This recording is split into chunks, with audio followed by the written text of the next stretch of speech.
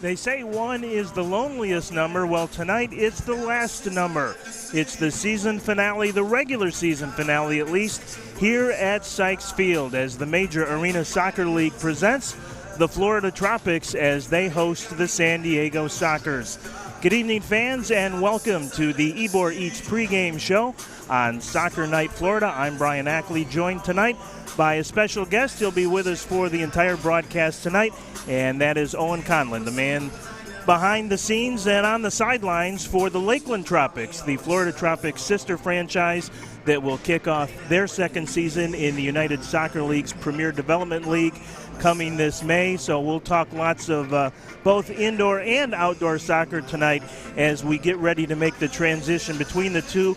We hope it's not real soon that Sockers have just this lone home game remaining tonight, and then we'll go on the road for 4 straight to finish the season in that desperate bid to try and catch the Syracuse Silver Knights for second place in the East, the final playoff spot in the East. And unfortunately, the Tropics did take a step backwards last night, losing here at home in a well-played game. Had a lot of chances, hit 3 or 4 goal posts, but it just wasn't enough in the end as the Tropics lost to the Sockers 4-2. Meanwhile, up in upstate New York, Syracuse hosting the St. Louis Ambush, and the Silver Knights won that by a final score of 7-5. So that means right now, as we stand going into action tonight, the Tropics a game and a half behind Syracuse for that second spot in the East. And really, it's probably almost 2.5 games, because the fact is the Silver Knights own the tiebreaker between the two teams should they finish the regular season with the same record. So it's an uphill challenge for the Tropics, not impossible certainly, and it has to start here tonight, and probably in all reality the Tropics will have to win out in order to get a postseason berth. Won't be easy on the road in Harrisburg and Baltimore that last weekend in February, and then finishing up on the road the first weekend in March with games in Milwaukee and Kansas City. But first things first, let's get this one played here tonight, and let's see if we can get one in the win column and pull to within a game of the Silver Knights, who are not playing this evening, although they do play tomorrow again against St. Louis up in Syracuse. So probably, again, a pretty good chance for a Silver Knights win in that one. We'll see how it plays out. St. Louis better than their record, but they just can't quite seem to get over the hump. And perhaps maybe tomorrow we'll get a little help. We'll see. But it really has to start right here, helping yourself on your home field. The Tropics are only 5-5, Owen, at home, and haven't done a great job really defending the home turf, as it turns out. And I know as a coach, that's probably one of the things you stress as much as anything to your players. Absolutely, your home field is hugely important, and a good defense is always going to give you that opportunity. I think 5-5 in the second year, perhaps not the best, but as you said earlier, this is the next game, and this is what we have to focus on and get the win tonight at the last home game of the season. And as a coach, when you get down to this point of the season, the final few, you had this situation last year. Yep. You were right there nipping at the heels of Miami and Sima Aguilas for the playoffs, and right down really to the last week of the season, and every game, every shift, every play becomes so critical. As a coach, how do you kind of prepare your players for that? And you don't want them to get too tight, but obviously they need to know the gravity of the situation as well. So as a coach, how do you kind of prepare your players for these kind of situations?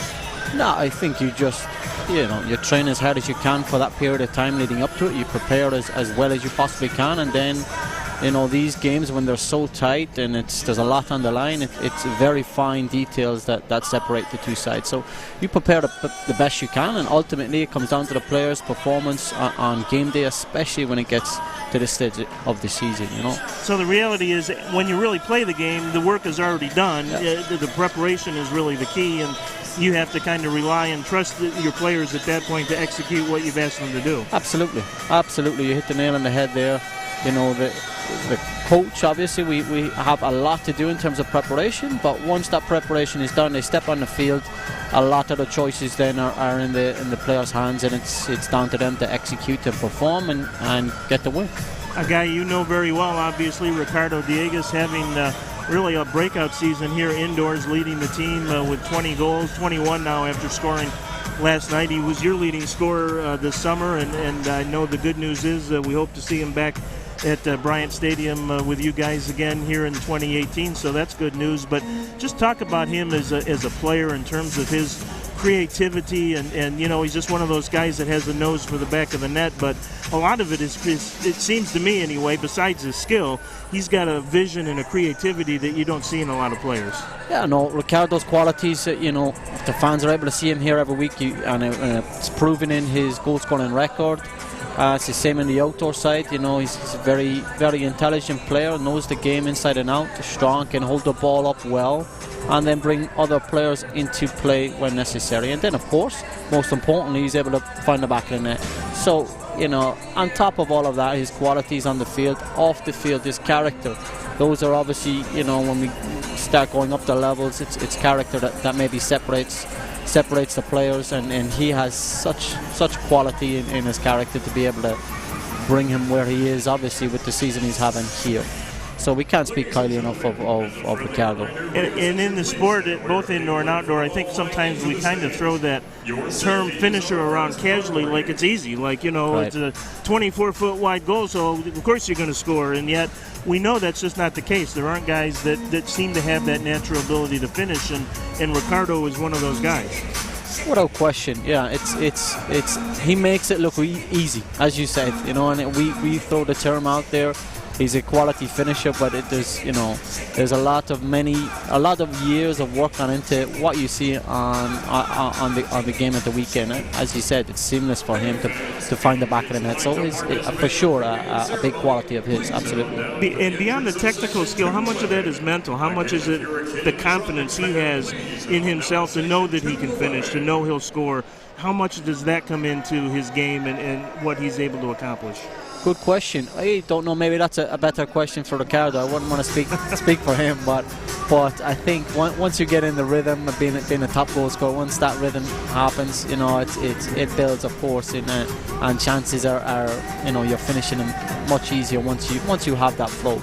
Of course, that works on the opposite end when strikers or finishers, they don't find the net for a period of games. It can disturb their rhythm of finding the back of the net. So I think he's had a good flow this season, and it's contributed immensely here to on the indoor side. You know, so obviously, hopefully, we expect him to build on that when we go to PDL, and we'll see how he performs when he comes over. And he's kind of one of those rare players that does it both indoors and outdoors. I mean, you know, soccer is soccer in some ways. The indoor game's so much different to me, though, with the confined space and the tight play and that kind of thing. And it doesn't necessarily allow itself for as much maybe creativity as the outdoor side, yet Ricardo still finds ways to do that. And that's kind of rare, I think, to find players that have that ability both in the arena game and the outdoor game, isn't it? Yeah, absolutely. Again, you know, we talked about his character a little bit, but his work rate is immense, you know, and that's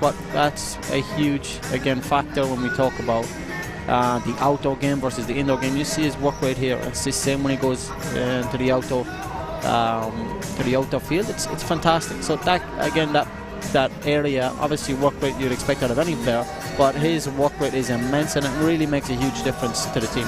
And I think obviously when he transitions over to the outdoor, that's one of the factors. He works so hard, it's easy for him to transition.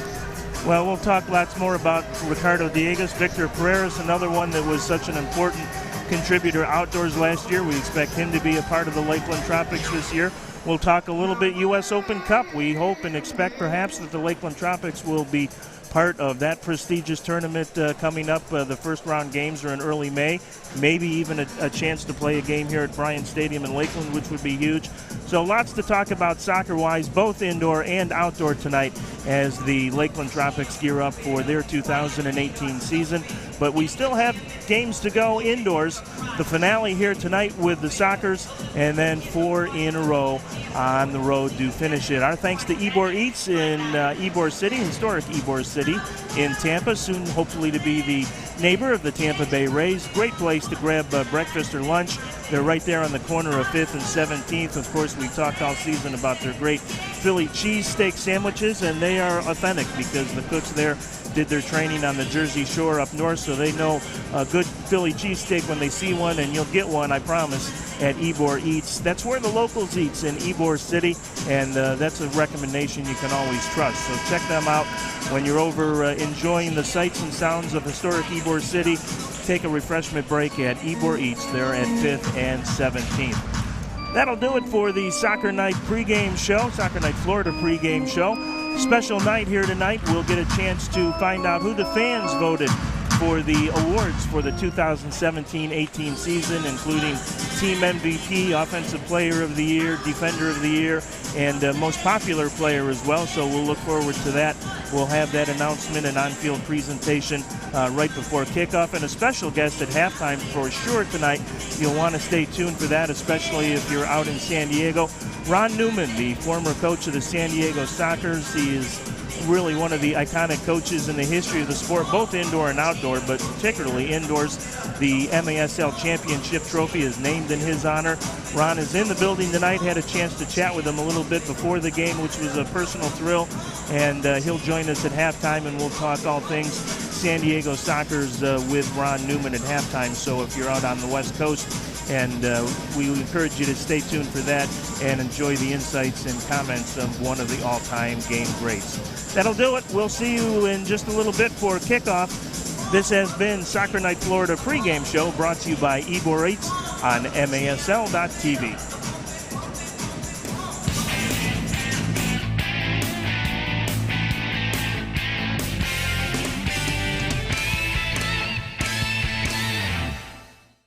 When it comes to Medicare Advantage plans, here's some great news from CarePlus. With the Carefree plan, you may be able to get a $94 reduction on your Medicare Part B premium every month. That's up to $1,128 a year back in your Social Security check. Plus, no more than $3,400 in out-of-pocket expenses and $0 copays on Tier 1 and 2 prescription drugs. The annual enrollment period is here and ends December 7th, so call today. There's always a plus in CarePlus. I love my job, truly because of the people. I'm actually looking forward to stepping into the office every single day. I love working at Sykes because I love talking to people from around the country and just hearing their story. I like the customer interaction. And it helps me feel that I'm being part of something bigger than myself. And the reason I love my job is the opportunity to make such great relationships with so many different people. I work in a family more than at an actual call center. Shannon Estelle. I just wanted to say hi and hope you enjoyed tonight's game. When you're done here, go over to my YouTube channel to get to know me a little bit better. And yeah, enjoy the game. Go Tropics. I love my job, truly because of the people. I'm actually looking forward to stepping into the office every single day. I love working at Sykes because I love talking to people from around the country and just hearing their story. I like the customer interaction. And it helps me feel that I'm being part of something bigger than myself. And the reason I love my job is the opportunity to make such great relationships with so many different people. I work in a family more than at an actual call center. When it comes to Medicare Advantage plans, here's some great news from CarePlus. With the Carefree plan, you may be able to get a $94 reduction on your Medicare Part B premium every month. That's up to $1,128 a year back in your Social Security check. Plus, no more than $3,400 in out-of-pocket expenses and $0 copays on Tier 1 and 2 prescription drugs. The annual enrollment period is here and ends December 7th, so call today. There's always a plus in CarePlus. Hi everyone, I'm Shannon Estelle. I just wanted to say hi and hope you enjoyed tonight's game. When you're done here, go over to my YouTube channel to get to know me a little bit better. And yeah, enjoy the game. Go Tropics.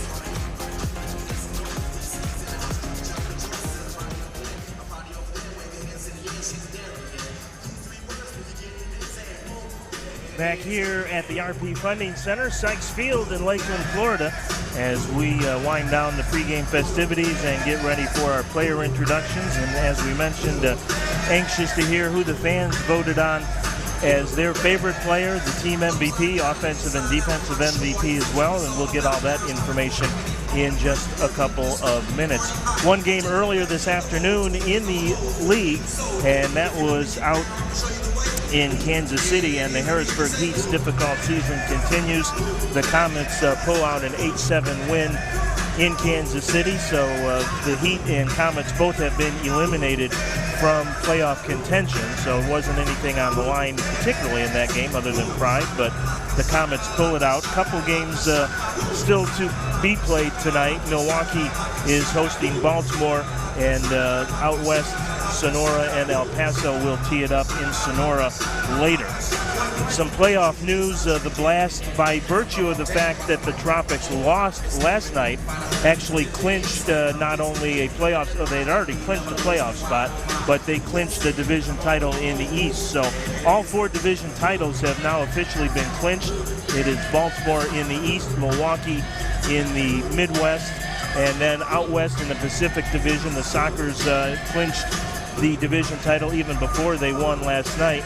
And of course, Monterey has clinched their division, so right now the only thing kind of up for grabs still are playoff seedings, if you will, and that really is the only thing San Diego is playing for, but they are likely to be the number 2 seed in the West. Monterey, with their 17-1 record, very likely will be the top seed. In fact, the magic number, if you will, for Monterey clinching the top seed in the Western Conference is just 2, so any combination of San Diego losses or Monterey wins over the final 3 weeks of the season will clinch the Western Conference title for the Monterey Flash, who have rejoined the MASL this year and had such a good campaign. They actually just lost their first game about a week ago. They are 17-1. San Diego comes in tonight 15-3 after that win last night. The Tropics, as we said, 9-8. They are a game and a half behind Syracuse. The Silver Knights 11-7 in second place in the division. The Sockers last night getting a big game from their leading scorer, and one of the leading scorers, of course, in the MASL, Craig Childs, native of San Diego. Childs now with 32 goals and 10 assists on the season for 42 points. His 32 goals good for second overall in scoring in the MASL. Oliverio had a goal last night, his 15th. So the Tropics actually played, I thought, on a pretty good game last night. Yeah. You hold San Diego to essentially 3 goals. They scored an empty netter with just 4 seconds to play, but you hold an offense like San Diego to 3 goals as a coach, you have to be pleased. And offensively, they created chances, did Florida. They hit 3 or 4 goalposts, and sometimes you just have to kind of shake your head and tip your soccer cap to the other side. Absolutely. I think when they came out at the second half, we created 1 or 2 chances right at the second half as soon as it started, and then of course I think San Diego scored in the counter-attack right after that. Even as that period progressed, we had numerous chances to finish, and as you said, sometimes they go in, sometimes they don't. That's the reality of it, unfortunately. Yeah, and there's nothing you can do about it as a coach or a player. Just continue to do the things you do to get those chances, and assume that one of them's going to go in sooner or later. Exactly it. And maybe a bit sharper on the counter attack to make sure we don't concede. That's it.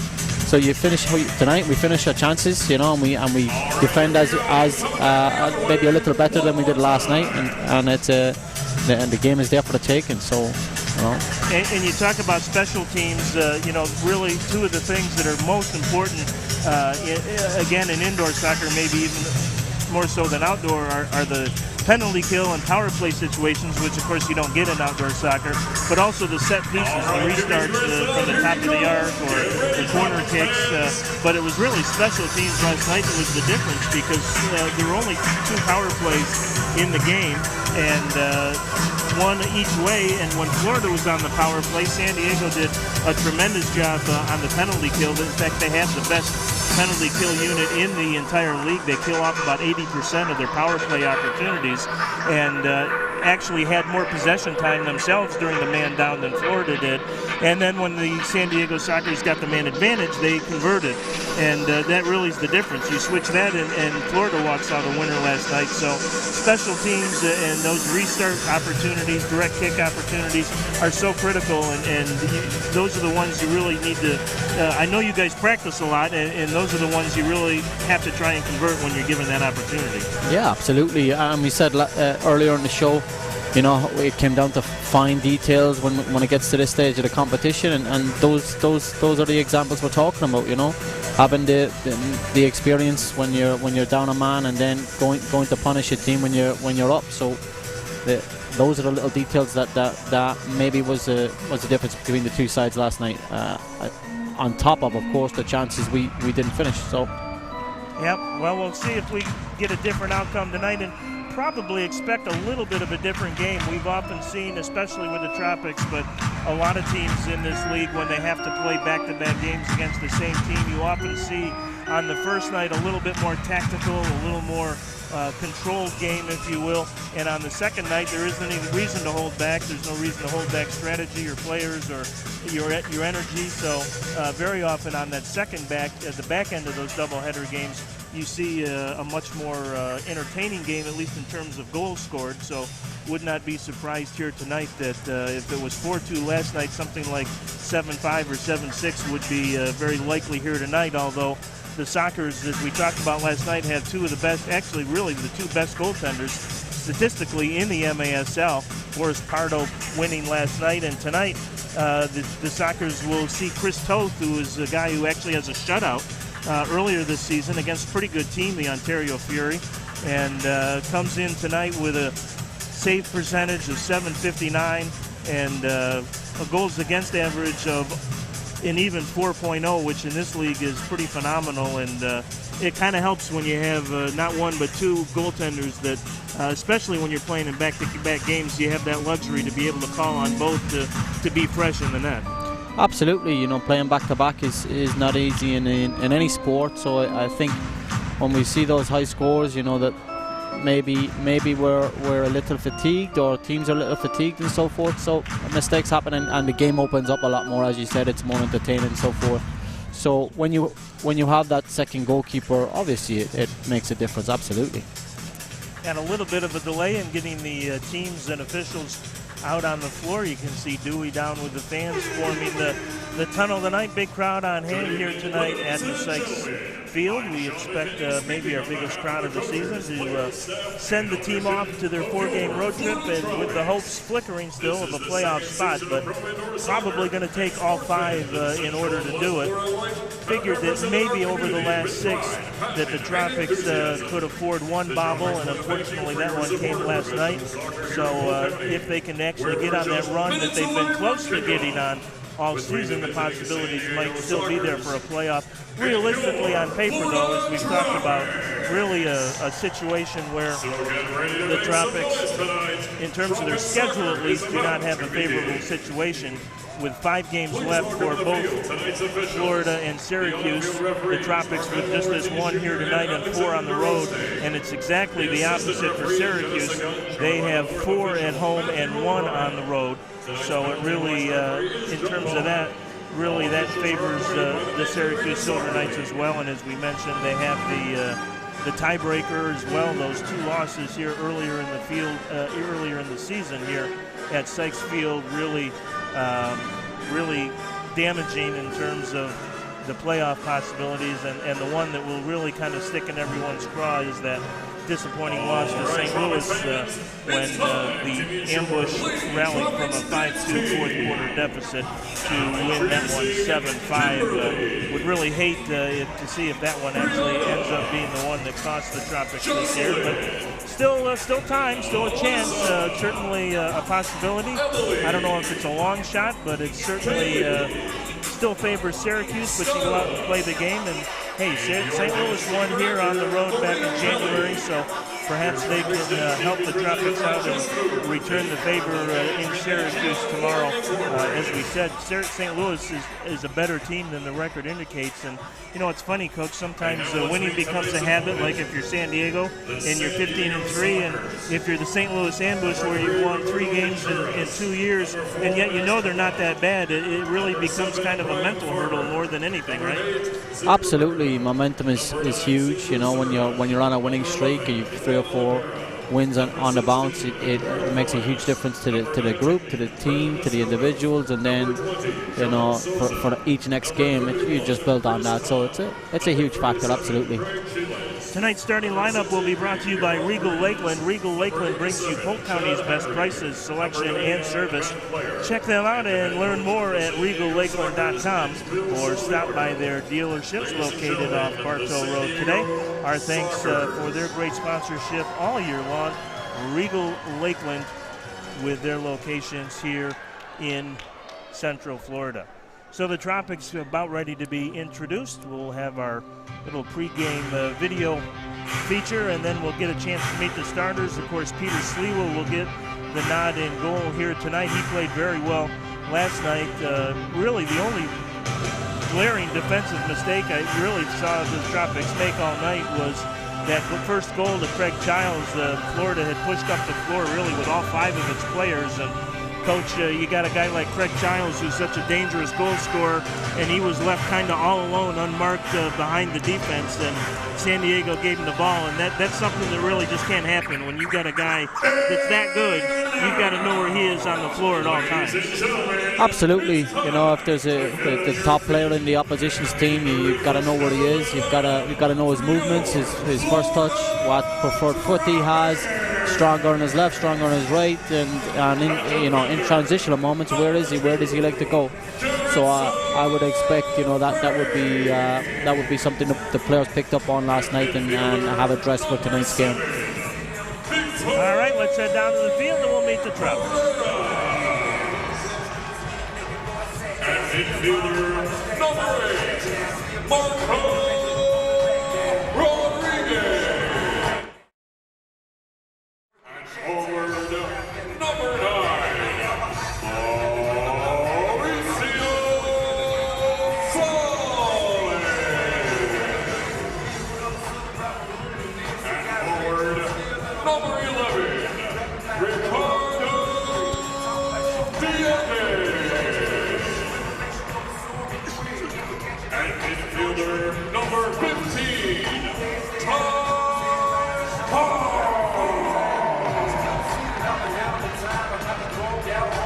And defender number 19, Gierman.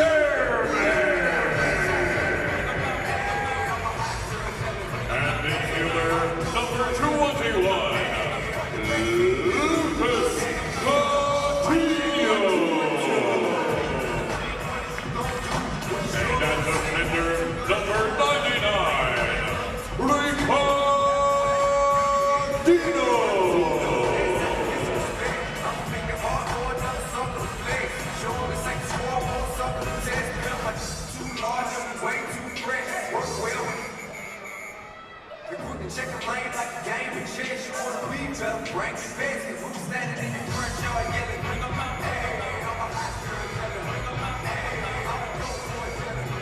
And now entering the field in a 2017 Regal Chevrolet Suburban, your starting lineup.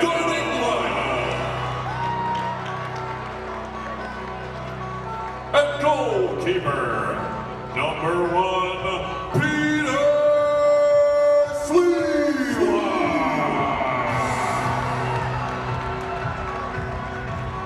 At defender, number 5, Lucas Teixeira.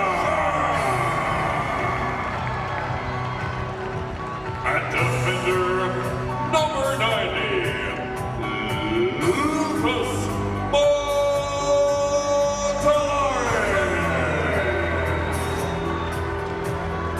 At midfielder, number 22, Anthony Arrigo.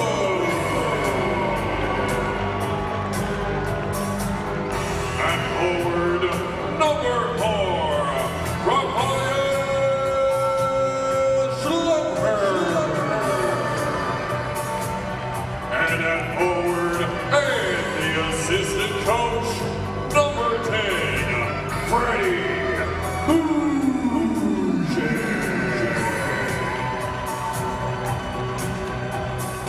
the head coach of your Florida Tropics, Mr. Clay Roberts.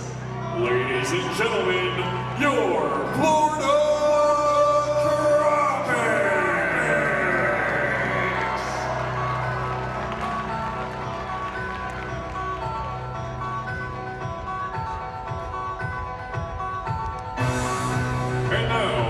continue standing as we honor America and celebrate its freedom and those who protect it.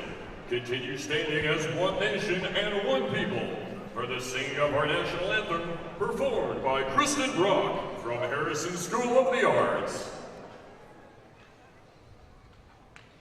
Oh, say, can you see by the dawn's early light what so proudly we hailed at the twilight's last gleam, whose broad stripes and bright stars through the perilous fights o'er the ramparts we watched were so gallantly streaming, and the rockets red glare, the bombs bursting in air gave proof through the night that our flag was still there. Oh, say does that star-spangled banner yet wave o'er the land of the free and the home of the brave?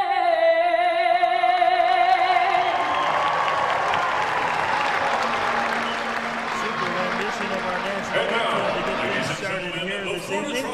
And coming up in just a moment, we will have the announcement of coaches in the history of professional arena soccer, and the man for whom the MASL the team Championship awards. Trophy Ron is Newman, the named. former Sockers coach and U.S. National Soccer Hall of Famer, will be on hand to help pass out the awards, along with the Tropics Chief Executive Officer, Dr. Panos Iakovides, and the Tropics Chief Operating Officer, Chris Economides. So they will head out to the midfield circle and make the announcements of Team MVP, Offensive Player of the Year, Defensive Player of the Year, Most Popular. They were voted on over the last week. To the legendary Mr. Ron Newman.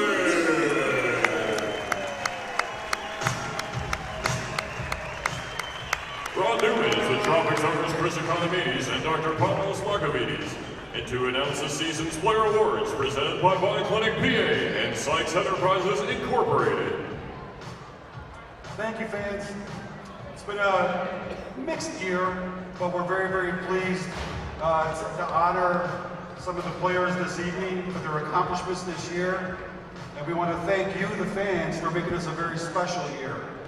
On behalf of Dr. Iakovides and the entire organization, we look forward to making this a championship team. And with the work of the hard work of these young men, with our head coach Clay Roberts, we're striving to do that. But for tonight, we want to honor some players, again, for their achievements this year. So without further ado, these first four were voted on by you, the fans. Okay, so the 2017-18 Florida Tropics Rookie of the Year goes to number 21, Lucas Coutinho.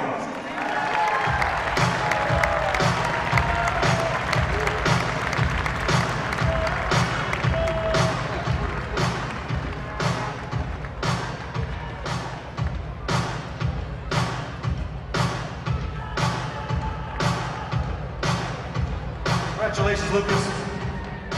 Well deserved. Well deserved. Okay, on the defensive side of things, This gentleman had a stellar year. He was the big round mound of rebound back there. I don't know, it's a new nickname. This year's 2017-18 Defensive Player of the Year, Lucas Montoleris.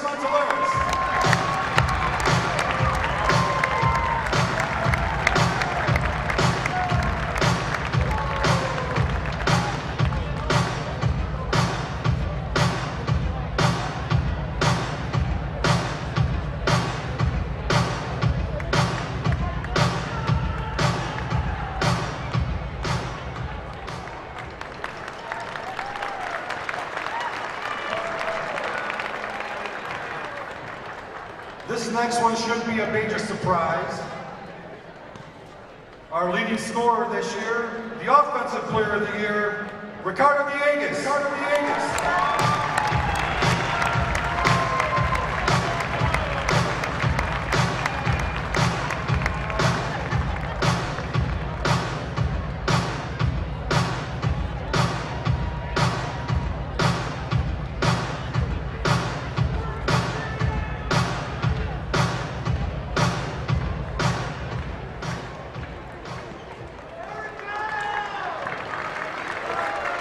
All right, two more. This again was voted on by the fans. The 2017-18 fan favorite, number 10, Freddie Moon.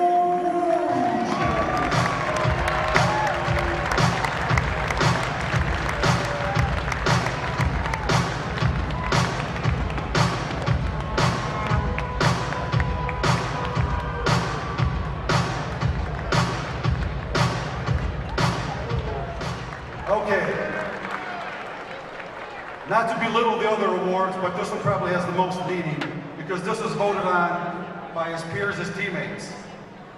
This is the team MVP, 2017-18 Florida Tropics Most Valuable Player, number 11, Ricardo Diegues.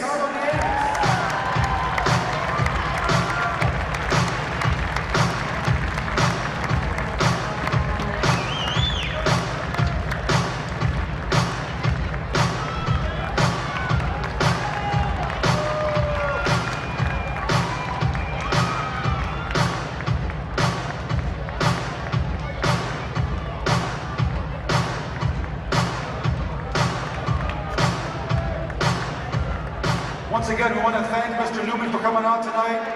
We want to wish Phil and the San Diego Sockers good luck in the playoffs. And let's give Baltimore a run for their money. All right, Tropics fans, you know the rules. When I say Florida, I want to hear you say Tropics. Let's give it a try. So no surprises, I would say, among the major award winners. Freddie Mugen, the most popular among the fan vote.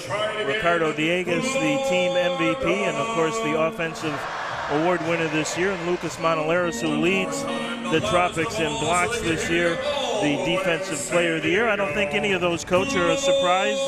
When you look up and down the roster, probably the appropriate picks for the awards. Yeah, absolutely. All top quality players. You know, no surprises, as you said, Brian. So congratulations to them. Absolutely. So Peter Sliwa will take his position in goal to our left. Chris Toth will get the call tonight for the Sockers in goal after Boris Pardo's fine performance last night. They are number 1 and number 2 in the entire MASL in goals against. They are number 2 and number 3 in the league in save percentage. Of course, Chris Toth is a name that many soccer fans will recognize. His father, Zoltan Toth, was a premier indoor goalkeeper as well. Many years for the San Diego Sockers, and he's in his first season as a consultant now for the Sockers. That's kind of nice when your goaltender consultant, the son, is also your best goaltender. You can have your meetings right around the dinner table. That's pretty convenient. That's it. Greg Childs will kick it off here for San Diego. The Tropics will send out Mugen, Schlemper, Teixeira, Anthony Arico, and Lucas Monolaris. Quickly down to Sliwa, who will use his feet. He's very good with his feet. Skill that is so critical in the league. Mujin can't get to that long ball. Broken up by Sosa. John Sosa, one of the premier defenders in the MASL. We mentioned that Chris Toth had a shutout earlier this year, one of 2 in the league in 2017-18, and that was against the Ontario Fury, which is a pretty good team. In fact, will probably be the first-round playoff opponent for San Diego when we reach that time. Tacoma still making a bid to get that second playoff spot, but Ontario had a big win over the Stars a few nights ago to open a little distance between themselves and third-place Tacoma. Really the only 2 playoff races left in the league. There's a bad giveaway. Chance, and good recovery as Guilherme lost it to Craig Childs and just did poke it away. Rico gets shoved, but the Tropics will control as Victor Pereras has it. On the near boards to Marco Rodriguez, he had his second goal of the season last night. Guilherme over to Ricardinho, he'll push forward. Looks down for Diegues. Too much traffic for Diegues to get to it. And it'll roll back to Toth. Just underway first quarter, minute and a half in. Toth will come off his line. We saw Pardo do that quite a bit last night. Here's Brian Farber with it. Farber off the boards. Ruiz made a run, but was behind him. Diegues gets it ahead to Gerritsen Crane. His third game in the MASL. Had a terrific career as a member of the Southeastern Fire just a few miles down the road here. Here's a shot by Clare that goes wide. Matt Clare had some friends and family, I'm guessing, in the stands last night. Saw some San Diego t-shirts and jerseys, in fact, in the crowd. And it wouldn't be surprised they belong to the Clare family. Matt, a native of Tampa. He was actually born in Fort Lauderdale, but grew up in the Tampa area. Batata tries to use the boards to get it out of play. Long ball ahead to Diegues. Diegues trying to get by Ruiz. Can't do it, but he has a little space, leaves it off. Here's a shot by Schlemper. That never got through. Blocked by Contreras. Kind of a funny block. He went down. I thought he might have hurt himself there for a minute, but he's okay. Yeah, I think he's having a giggle at himself there at that one. But good positive start, I think, for both sides. You know, the Tropics taking the game so far to them. A couple of shots, and looks to be an exciting game. Ty Hall will counter here for Florida, being watched closely by Escoto. Hall finally loses it. Childs has it. Childs challenged in a takeaway from the Tropics. It was Teixeira doing the honors. Here's a chance in front. Ty Hall turns, shot saved by Toth. Hall with a pretty good chance. He was actually in just a little bit too close. Toth did a good job to come out and cut down the angle.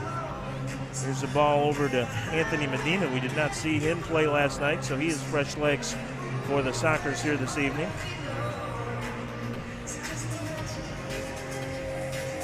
Ruiz with it. He got the empty netter with just 4 seconds to play. Medina in the corner. On top now to Cerda. 11 minutes and change left here in the first quarter, no score. Mauricio Salas out for his first shift for the Tropics. Been fighting a bulky hamstring for a lot of the season, to be honest, but still gutting it out and giving a good effort. Ruiz tracks it down in the corner, looks for some help. Can't find Cerda, but he will track it down out at the midfield area. All the way back to Toth now. Ricardinho with a challenge.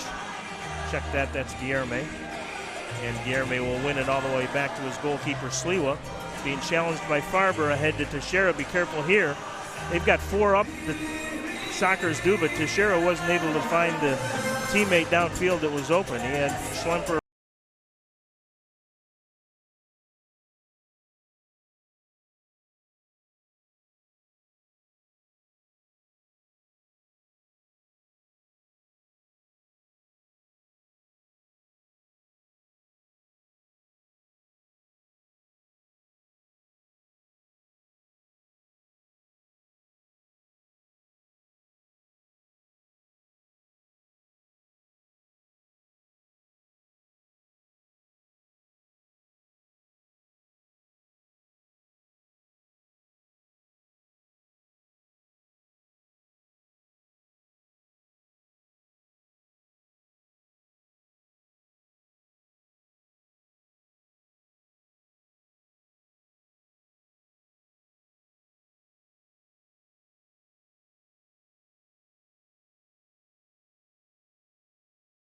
Cardino again. Down to Ty Hall, tried to use the dashers to get it in front. Couldn't do it. Here's Rodriguez. But he had it taken off his foot by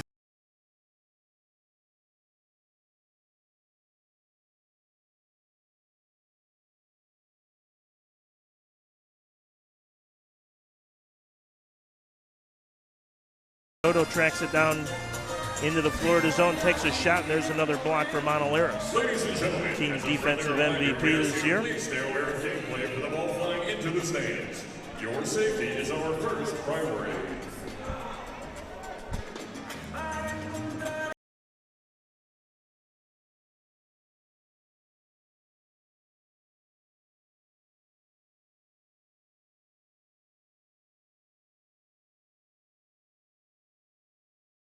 Wholesale changes here for both teams. In fact, the only two players that stay on the floor are Oliveria and Moscoto for San Diego. Tropics send out 5 new players. Teixeira will track it down.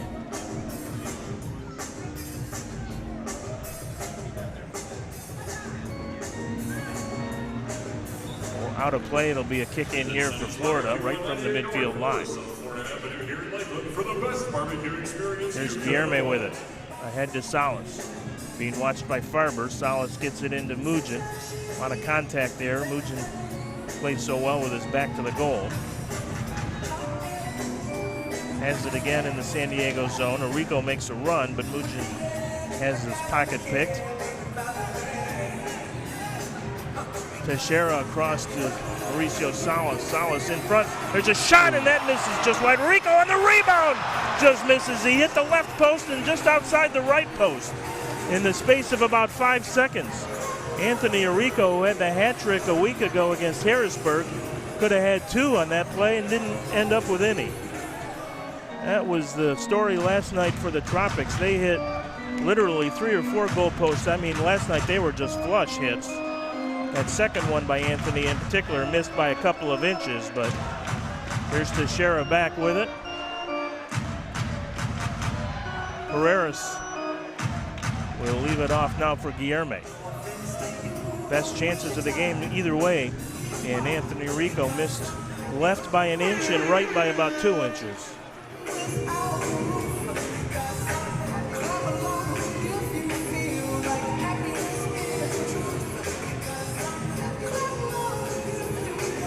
Intercept by Oliverio. It doesn't have any help, so he'll send it back to the defense. San Diego will set up there.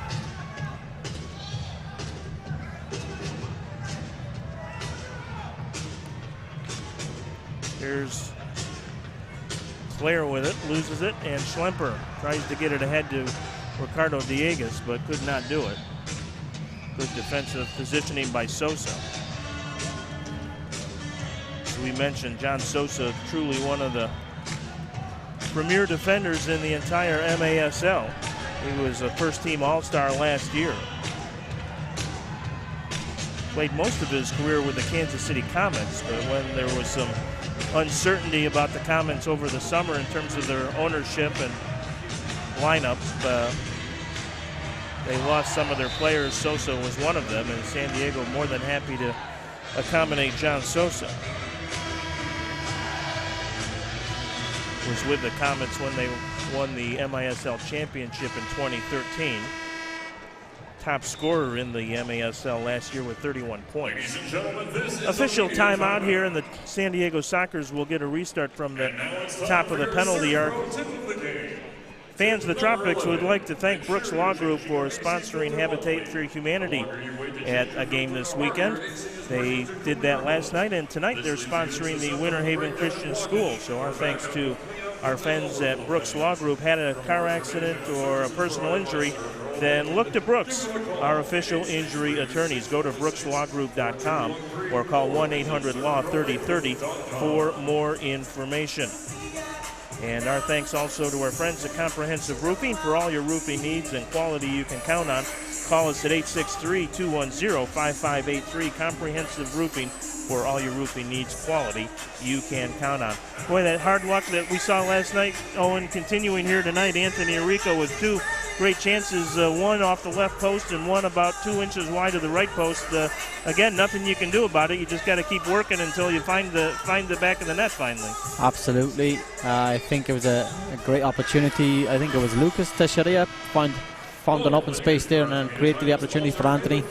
And as we said, they've got to have a little bit more composure there and just slot it in, you know. So let's hope it doesn't continue for the night. So let's see what San Diego will cook up here on the restart. See if it's Sosa or it may be Childs that comes in to actually pull the trigger. San Diego complaining about the Tropics wall creeping forward just a bit.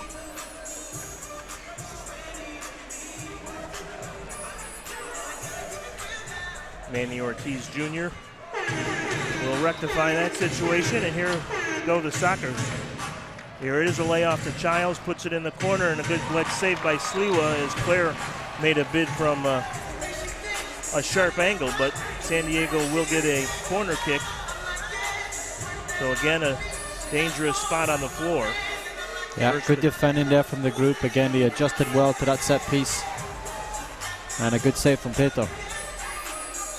Yeah, that was a tough angle, but those can be difficult to stop. Here's a chance in front. They tried to find Childs, and it was well defended again.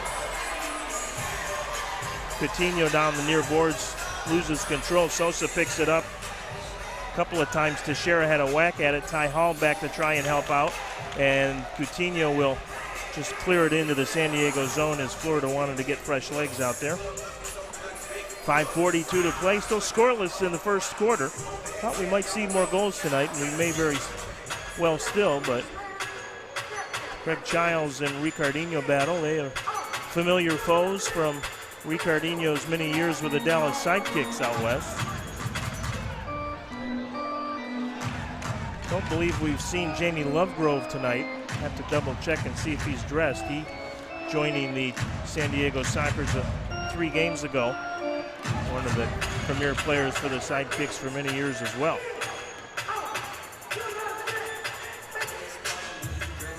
This is Contreras being watched by Salas.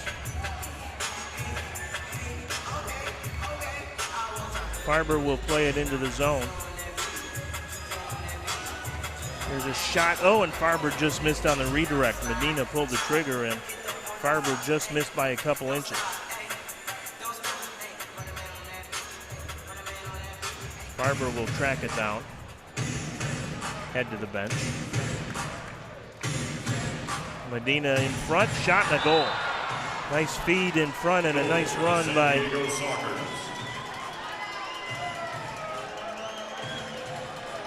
the Socker forward, who just had enough space to get the redirect.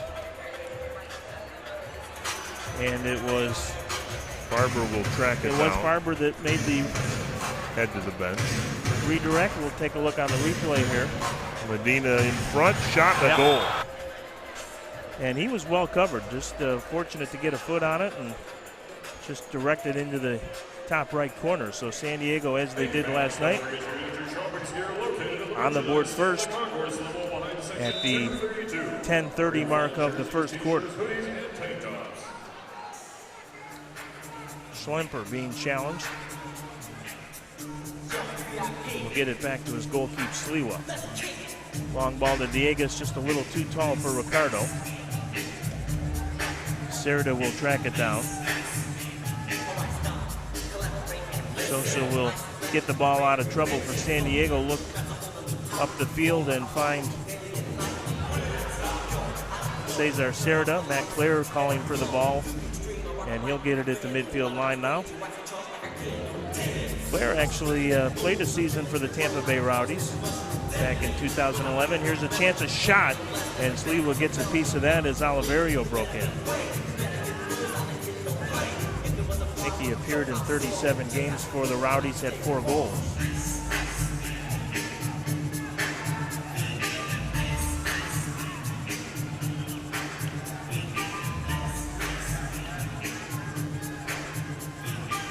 One of the things Clay Roberts wanted to do tonight is keep the shifts as short as possible to make sure the legs are as fresh as possible.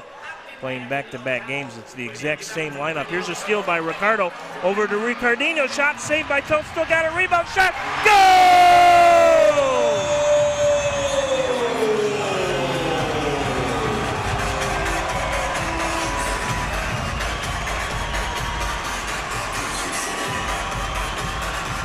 Ricardinho sticks with it.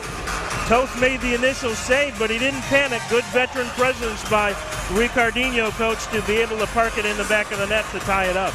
Yeah, we thought for a second there it was going to be another one, but he has his composure here. The experience shows. Just takes it around by Ricardo, taps it in over to Ricardinho, shot saved by Toth, still got a rebound shot. Yeah, he had Toth hopping around like a Mexican jumping bean there, and was able to finally get it by him. Goal for Chavez forward number 99, Ricardinho.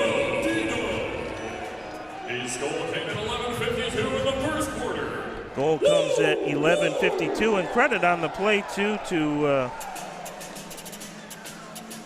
Mauricio Salas. He did a good job keeping that play alive, just stuck a foot in there and got it to Ricardo Dieguez to create that opportunity. Yeah, excellent response from the boys.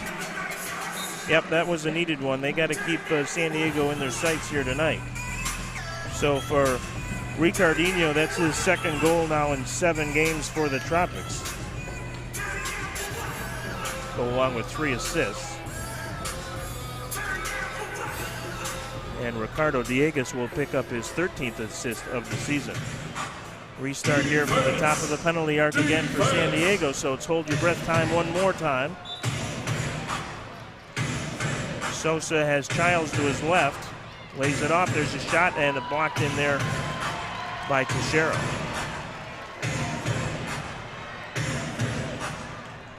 Rico trying to win it over on the far boards. Lots of pressure here, a push and a foul against Salas.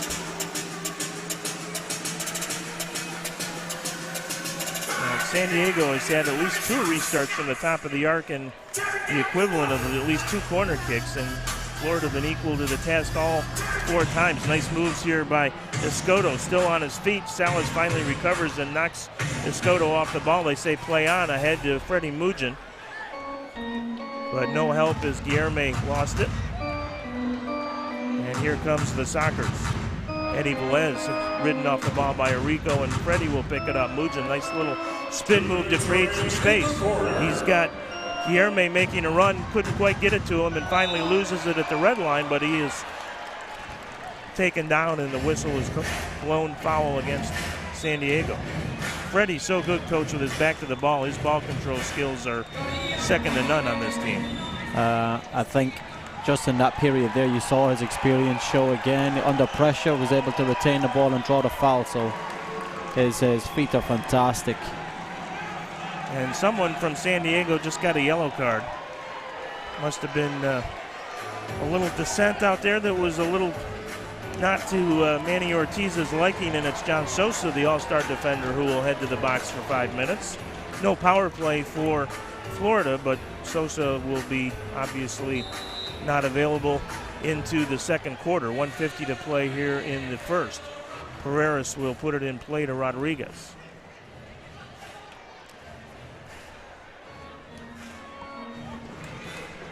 all the way back to Sliwa now.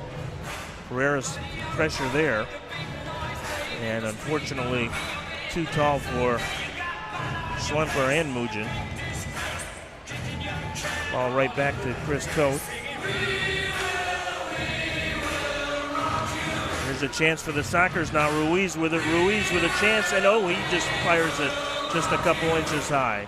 Great chance for the Sockers there. Goes out of play. It'll be a restart for the Tropics. And again, we see San Diego was so good at this last night. They take that extra half step, that extra half second to really create that extra space for them to get that good shot away. Yeah, they're really good attack inside, especially on the counter attack. Into the San Diego zone here. Monolaris will reset out at midfield. Ricardinho, Diegues, and Arico up front right now.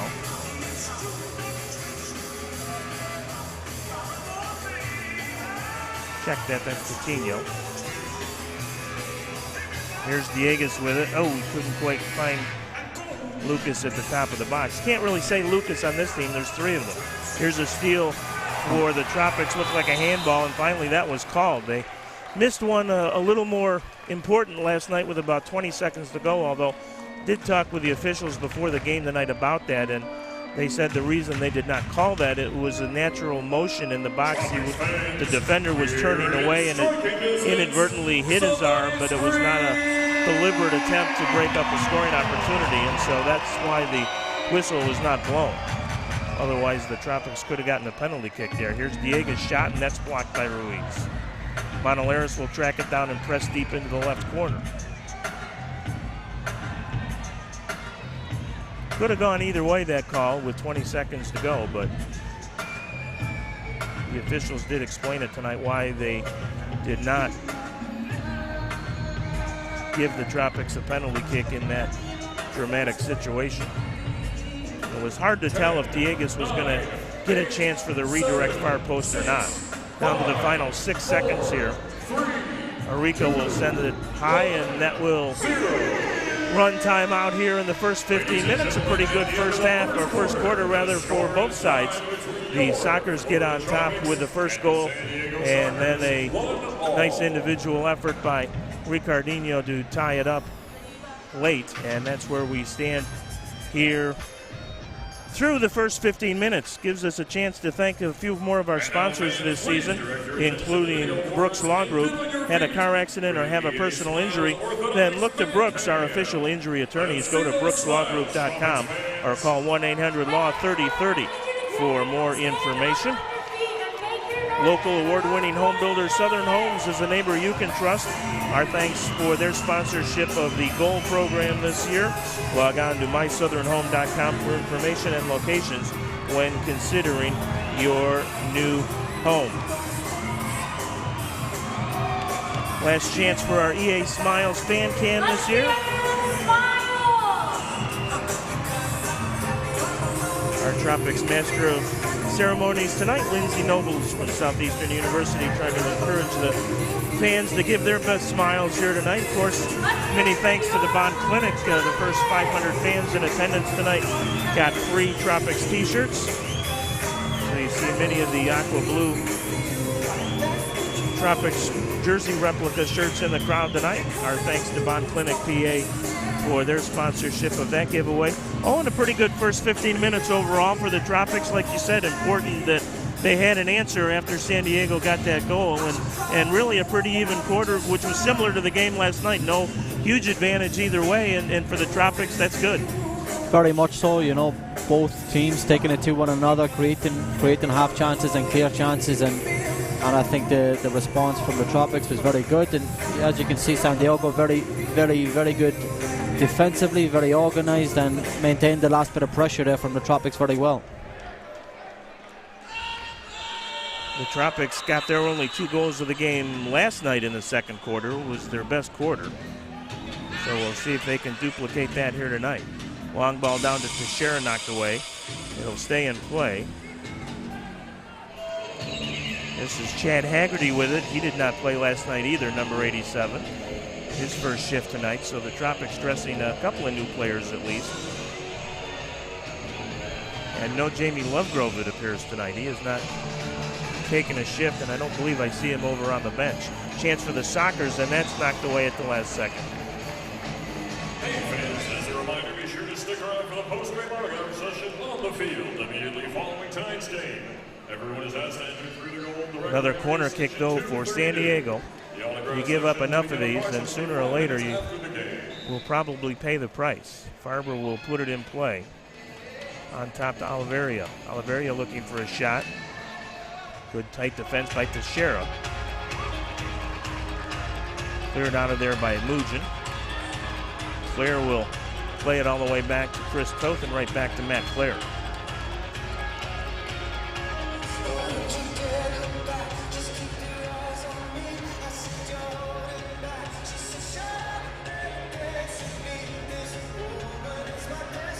Just underway, second quarter, minute in.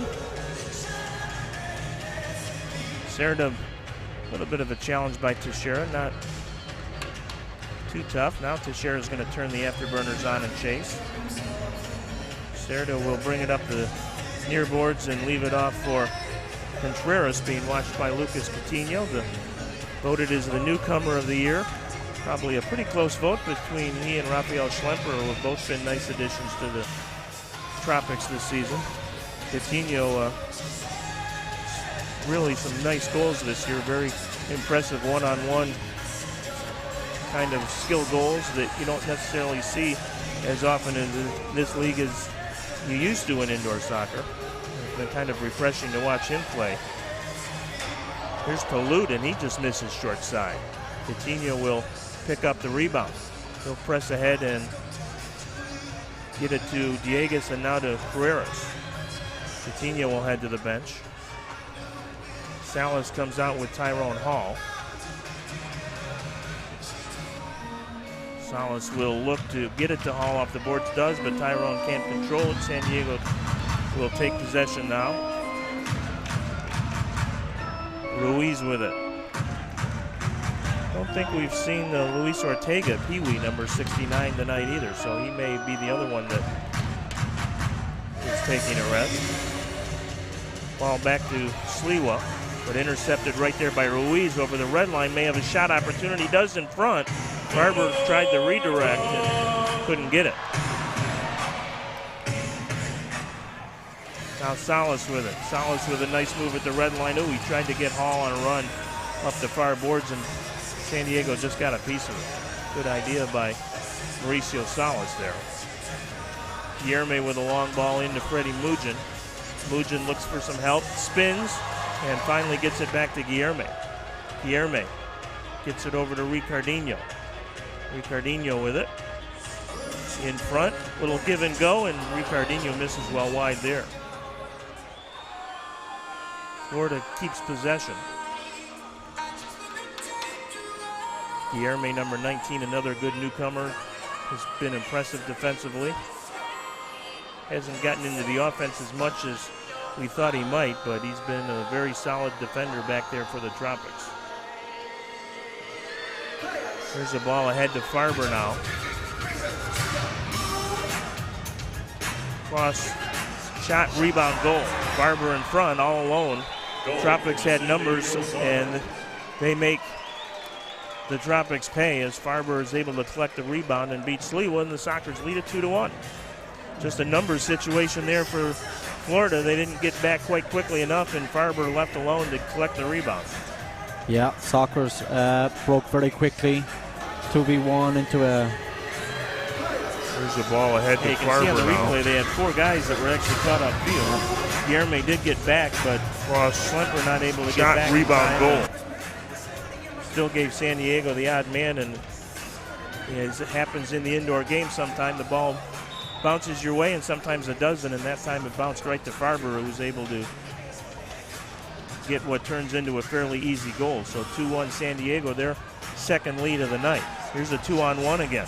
Here's a shot across and a goal. Chad Haggerty on the conversion. And here comes one of those moments of fury that Coach Clay Roberts talks about all the time, and the Sockers get a couple within just seconds of each other and quickly have a 3-1 lead. Clinical play hit from what San turns Diego, into a really. fairly easy goal. So 2-1 You see San here, Diego, they win it their again, so second quick on lead the of the counter. night. Here's a 2-on-1 It's a again. good finish. Here's a shot across Yeah, just and a a nice goal. little pass from Matt Clare. Nothing fancy about it. Perfect speed. Had it right on Haggerty's foot, and then he's able to bury it to give San Diego a 3-1 lead. Pretty remarkable statistic about the Sockers, the fact that they almost never trail. I mean, they're so good. They just, I don't know if they got down in the game, if they'd know how to react, quite honestly. Coming into this weekend, San Diego has trailed only 8 times at the end of any quarter this entire season. Chance in front, but Salas able to knock it away. So out of 72 quarters the Sockers have played this year, they've either been tied or ahead in 64 of them.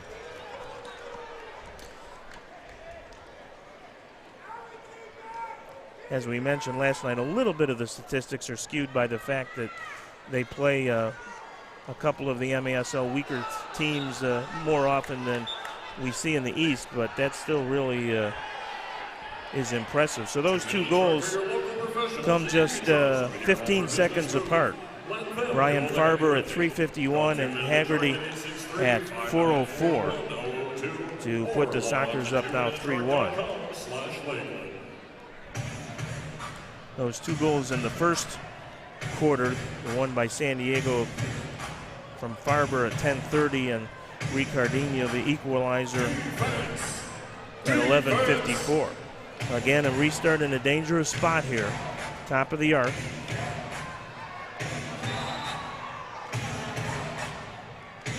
There's a chance, and I think Sliwa got a foot on that one. Good save again, cross through the box. San Diego will keep possession, and a foul against Anthony Arrico as he challenged Escoto a little too hard.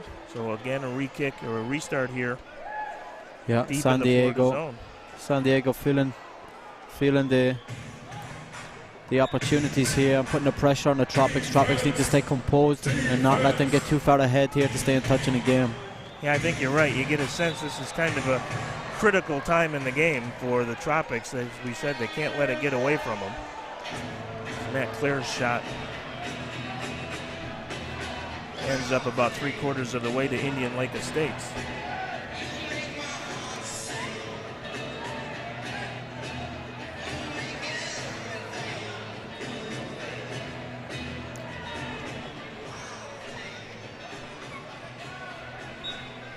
.10-11 to play first half.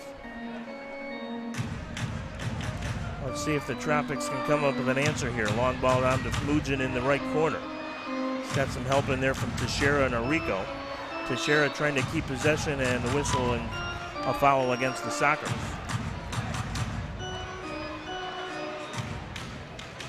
Salas and Guilherme out there as well. We're in striking distance. Somebody scream! Arrico will go past it. Mujin will do the honors, and that shot is blocked. Never did get through. Mujin will control out at midfield. Guilherme pressured by Clare. Salas will play it all the way back to Sliwa, and he'll head off on a change. Guilherme looks deep. He's got Mujin in behind the defense briefly. Sosa was marking him. Mujin taken down by Cerda, and the shot wide of Toth to his right. Mujin still trying to keep the play alive and finally does, and whistle against San Diego. Oliveria the offender there. Victor Pereira will do the restart honors. Out to Guilherme, and that shot is blocked.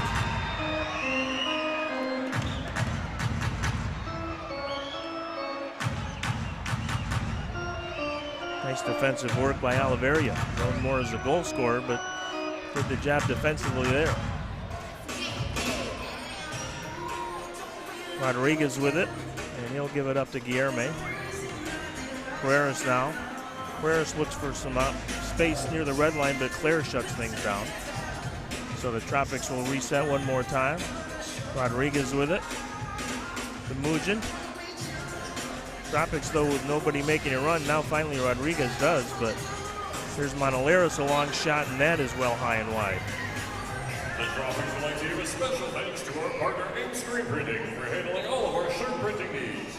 Ink Screen Printing is your source for all custom printed apparel. For more information, visit inkscreenprint.com or call 863-606-8137. Claire will play it into the Florida end of the zone, and then he'll get it right back in the midfield area.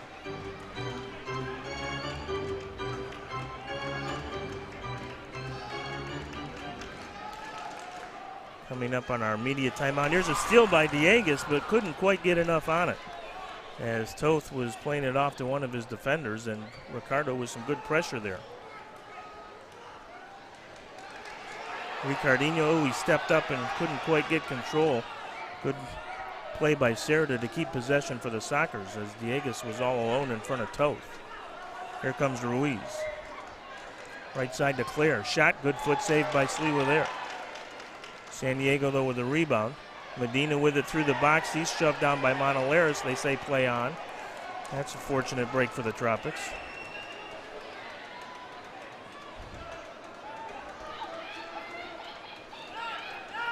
Tropics fans, let's make some noise! Contreras didn't have anyone to get it to, so he gets it to Toth, and here comes the Sockers' Matt Claire with some space through the midfield circle into the Florida end of the field. Down low, here's Contreras with a header chance, and a good defensive play by Gerritsen Crane there.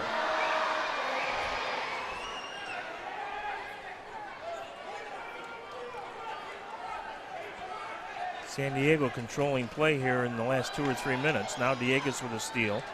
Intercept and then taken right back by Crane. He'll play it back to Peter Sliwa, being challenged quickly by Escoto. Long ball through down to Tyrone Hall. Trying to track it down. It's taken down, no whistle. All the way back down to Childs, who was left alone in front of Sliwa, but he couldn't get a good shot away. Saw him score a goal kind of similar to that last night. Here's the ball through to Batata. Batata in front, but Toth able to collect it as Arico was making a run.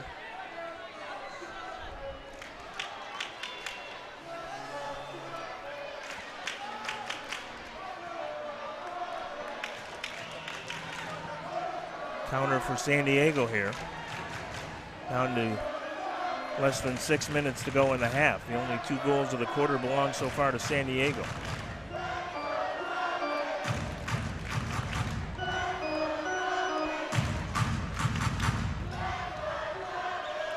Making the Tropics expend a lot of energy chasing as Mugin is whistled for the takedown. Quick restart for San Diego.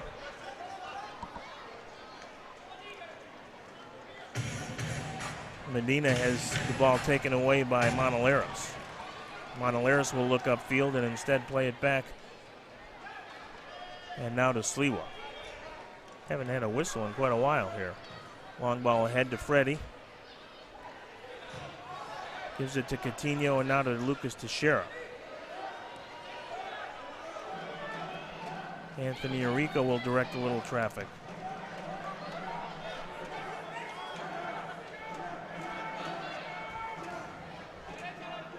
Sliwa plays it ahead to Guilherme. He's got some space here down to the left wing. Guilherme over the red line. Gets it across to Victor Pereira. Had a man coming, didn't know it. Off the San Diego bench, Pereira gets it in the corner and rolls it right along the dasher boards to Toth, who makes an easy save. 4:40 to go. The next break, Coach will talk a little about Victor Pereira, who expect to be a key member of your team this summer. Absolutely. Really stepped up towards the second half of the season in the goal scoring department after you lost Victor Rojas to a professional contract in Portugal. Here's a chance for the Tropics. Claire's shot wide by just about 6 inches. Sliwa may have got a fingertip on it. We may not have a whistle before the end of the half.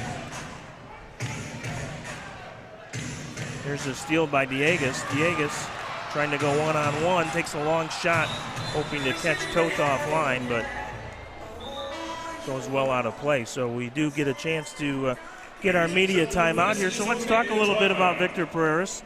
He is a guy who obviously we know indoors is a great goal scorer, and he does so much for you outside.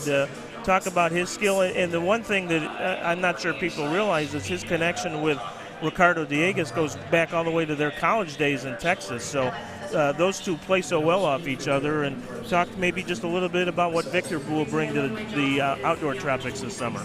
Yeah, as you said, they both have a good understanding where they play off each other and their combinations and so forth. But for us, again, Victor very creative. I think he's 7 or 8, 9 assists throughout the PDL season, so it's a good return for him. And again, another player of high quality, as you can see, very effective here as well on the indoor side, that we expect him to perform just as well as last season for this upcoming PDL season. Outdoor, you seem to almost think of him as a playmaker first and a goal scorer second, but he can be a finisher as well. I mean, he's a better goal scorer than maybe people realize, because as you mentioned, you saw him collect so many nice assists last year. Obviously a very unselfish player, but he can score as well. He can. Again, he left foot, right foot for him. It doesn't matter. He puts himself in good opportunity, in good situations to finish those chances. I think probably he was maybe a touch unlucky not to have more goals, given the chances that he had earlier in the season. But as you said, as the season went on, he improved, he got better, and it showed in his stats. So we'll look forward to seeing both Ricardo and Victor as key members of the Lakeland Tropics in their second season in the USL Premier Development League. Expect a lot of excitement out at Bryant Stadium once again this year. The season will kick off in early to mid-May, depending on whether or not the Tropics get an invite, and we think they will, to the U.S. Open Cup, which is pretty nice. We'll definitely spend some time talking about that tonight. Chance to match up against literally the best the U.S. has to offer for Major League Soccer on down. Those bids will be announced not too far away, actually, in the next month or so. There's a steal for San Diego, but takeaway by Montoleros, and a counter chance now here. 3-on-2 for the Tropics. Ty Hall and Ricardinho with it. Ricardinho on the rebound, heads it in front, and Rodriguez not able to do it, and Marco Rodriguez sends that one halfway to Mulberry. Another good half chance there. These are the half chances that we have to be a bit more clinical on, especially here before halftime. 3 minutes left on the clock. We need one here. Yeah, that was a good opportunity, and it really didn't end up as good a chance as it looked like it might have. Here's Schlemper with it to Mugin. Now to Arico. Arico with a shot off the boards in front. Tropics try to keep possession. Schlemper does a good job keeping it alive down to Mugin. Mugin taken down, and the Tropics will get a good restart chance here from deep in the San Diego zone to the right of Chris Toth. Tropics fans, we're in striking distance. Somebody scream!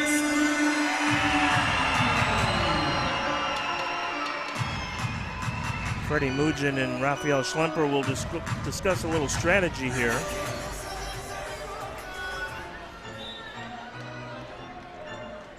Let's see who Freddie tries to get it to. Actually, it'll be Schlemper that'll put it in play in front to Mugin. He had a quick opportunity but couldn't quite pull the trigger. And then by the time he recovered, the San Diego defense was there to clear the zone. Guilherme, though, will keep it alive for Florida. Guilherme with a shot. That just missed. I think Mugin actually kept it out of the goal. Bad break again for the Tropics. Guilherme just kind of threw his hands up. Freddie was far post, and I think that was ticketed for the far post, and I think it would have caught net. But Mugin was there, and he didn't see the shot in time, and it blocked off Freddie wide. Yeah, good spell of pressure for the Tropics. Shockers, defending very well again, so very interesting. There's a shot in front that never got through. Guilherme trying to collect the rebound, but San Diego will draw the foul. as Velez was taken down. Now that's kind of the way it's gone for the last couple of games here for Florida. They have created opportunities. They have showed good patience and created opportunities and just have not been able to finish for one reason or another. A post, your own player in that case. Obviously not something Freddie was trying to do. He just didn't know the shot was coming. And banged off him. Restart though here now for Florida at the top of the arc. So let's see if maybe Mauricio Salas can bury one. He just missed by inches from the top of the arc last night. See how disciplined San Diego can be with its wall. Here's Mauricio's shot, and it was blocked. Good job by the wall to stay intact, and no opportunity for Mauricio to get it through there. Pereiras. 2 minutes to go here in the first half, 3-1 San Diego. Tropics would dearly love one here, give themselves a little bit of a feel-good heading into halftime. Salas gets it down to Pereiras. Pereiras double-teamed in the corner. Still trying to fight for the ball, and Pereiras finally called for the push, much to the dismay of several of the Tropics players.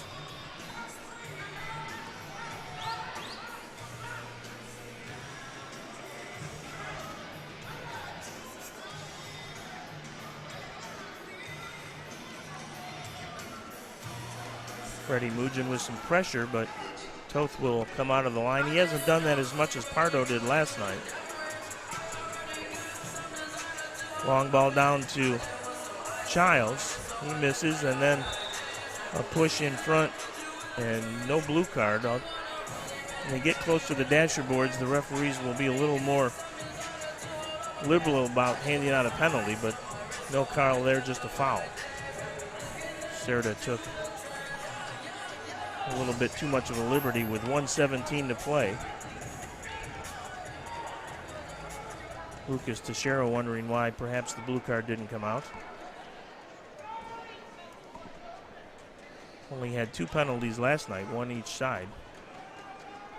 And as we mentioned in the pregame, kind of the difference. The Tropics power play really ineffective, and San Diego scored on their man advantage. There's a whistle and a takedown and a foul on the far side, and a couple of words there.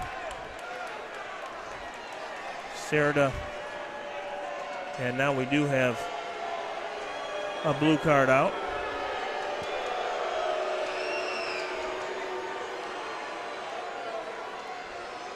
I don't think it, well, I didn't see it come out initially, but Ricardinho going to go to the bench, and actually they're going to hand out 1 each way, so it'll be a tit-for-tat situation, and they'll play for a side here for the final 1:04. That's always entertaining. It will creates a lot more space.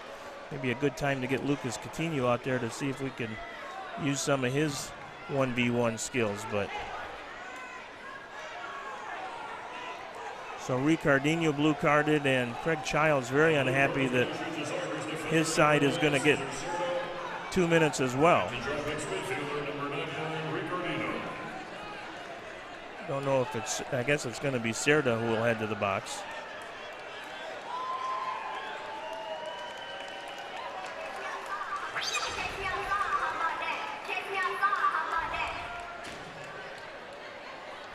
Oliveria still trying to defend what happened there, but we'll play 4 aside for the next 2 minutes, or at least the next minute and 4 before halftime. Remember, stay tuned. We'll have a couple of special guests. General Manager Andrew Ross of the Tropics will be along, and then Ron Newman, the Hall of Fame coach, longtime soccer head coach, will join us as well. He's actually really the godfather of the 6th attacker, if you will. He was the one who really popularized that strategy back in the day.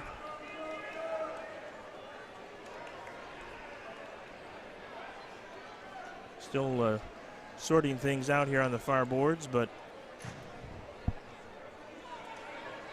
Florida will have Arico, Tyrone Hall, Teixeira, and Schlemper out there. 1 minute remaining in the half. Sosa with it for the Sockers. Puts it across to Escoto. And now back to Toth. Some pressure from Hall.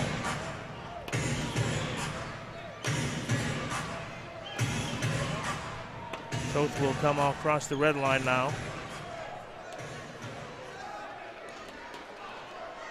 San Diego perhaps content to run a little clock here with a 3-1 lead. Arrico tries to steal from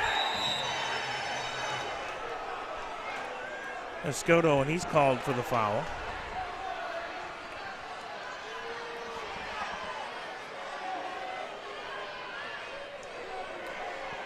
That was a little much from Anthony. An appropriate whistle. Love his emotion and energy, but got to make sure you keep it in check as well in those situations. And he did just enough to only make sure it was a foul, not a blue card. Arrico again with a challenge.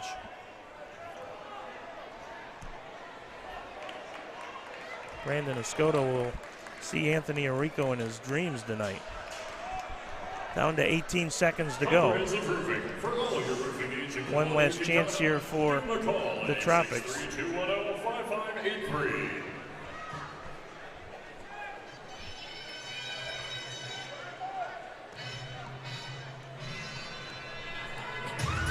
Pereira with a header to Rodriguez.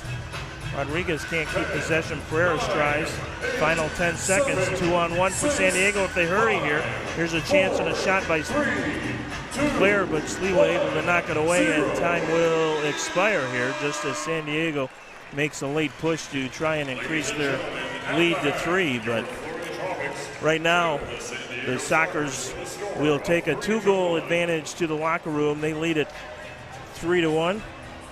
We'll do a quick first half recap now, so we'll make sure we keep as much time for Ron Newman and Andrew Ross, our halftime guests, as we can. Certainly a privilege to be able to have Ron Newman in the house here tonight. Brian Farber opened the scoring at the 10:30 mark of the first period, giving San Diego a 1-0 lead. Ricardinho tied it less than 2 minutes later, actually less than a minute and a half later, with 11:54 to gone in the period to make it a 1-1 game heading into the second. And the only 2 goals of the second period belonged to San Diego, and they came in rapid fire succession. Brian Farber at 3:51, Chad Haggerty, who did not play last night, in the lineup tonight, scoring just 15 seconds later and that came at 4:04, and that's all the scoring we had in the first half. San Diego 3, the Tropics 1. So the Florida Tropics have their work cut out for them as they head to the intermission. We'll get a chance to hear from Clay Roberts, we believe, before the start of the third quarter. But right now it's the Lady Tropics as they present their final dance routine of the 2017-18 season as well. So let's enjoy the Florida Tropics, Lady Tropics dance team.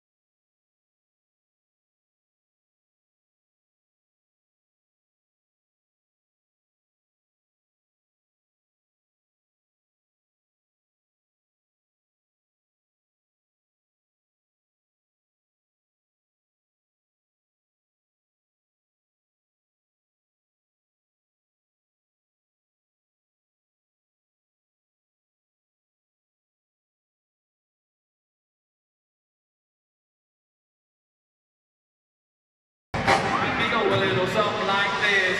Is that better?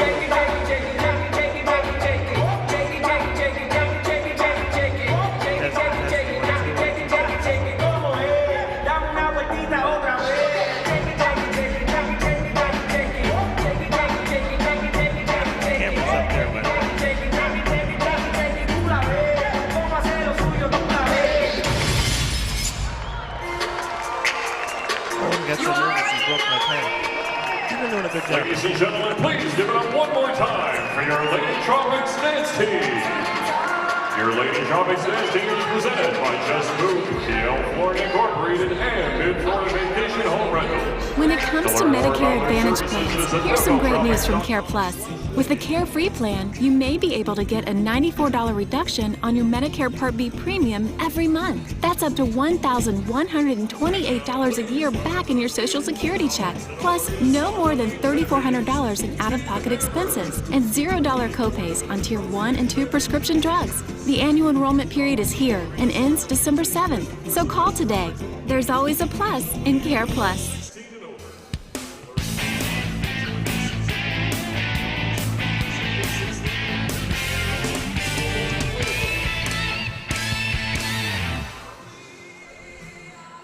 Good to have you along on Soccer Night Florida. Halftime here on Sykes Field at the RP Funding Center. San Diego 3 and Florida 1. So the Tropics have their work cut out for them over the final 30 minutes. Joined right now by the Tropics General Manager Andrew Ross. And Andrew, kind of a bittersweet evening. It seems like just a week or two ago we kicked the season off here back in November. And tonight the finale at home. Been kind of an up and down season, and probably made better, I guess, if our side can pull it out here in the final 30 minutes. Your thoughts, both, I guess, on the season overall and the Soccer's. I mean, obviously, they're one of the best teams in the league, and getting goals against them is tough. We've had goalposts. We've had our own players in front of shots. So what's the magic here over the final 30 minutes? Well, to kind of start with the season, I mean, it's been by far, a huge growth, amount of growth from last year. I mean, we've had more fans in the building. There's more buzz around town about us. You wear a Tropics shield into a restaurant or into a bar now, and people, hey, go to the Tropics. Oh, do you work for them? Oh, do you play for them? What's your affiliation? And people are really becoming fans, and, they come to the games and they talk to me after and they say, hey, we just want to say thank you for putting this on in our community, and that's the goal. The goal is so that, we're in a market that gets overshadowed by the Tampas and Orlandos, and we really want to provide that opportunity for them to have a hometown team. As for tonight, I strongly believe that we're going to have a similar match of what we had at the home opener last year, where we came back and we won 6-5 with 5 goals in the last 7 minutes. I have a lot of faith in the team and the guys coming out. I mean, Clay does a great job with those halftime talks to make sure the guys are energized. It's never easy going on a back-to-back game. Never easy, and obviously we didn't make any changes tonight either. We wanted to put our best team on the field, and we felt that those guys were our fittest guys, and we're going to get the job done. San Diego's a powerhouse. We know that. They're sitting at, I think, 15-3 right now with only 3 losses on the season, top of their division. That's always going to be a tough team to come against. They're flying across the country, though, so, I think that, maybe the legs will get a little bit tired, hopefully being at the home base. The crowd can really get behind our guys to fuel. I mean, we got one of our biggest crowds of the season here tonight, which is great. So overall, I think we're going to pull it off. But, yeah, San Diego is a prestigious organization. Yeah, they are. They're really good. Let's talk about the transition. Don't want to shortchange what's happening here indoors. There's still 4 potentially very important games left to finish the regular season on the road. But for you guys as the staff, the transition kind of begins soon now for the outdoor season and the Lakeland Tropics in the USL Premier Development League. Talk a little bit about that transition and what we can expect this summer at Bryant Stadium, including possibility of playing in the U.S. Open Cup, which was would be a really nice feather in the cap for a second-year team. Yeah, absolutely. I mean, the transition happens very quickly.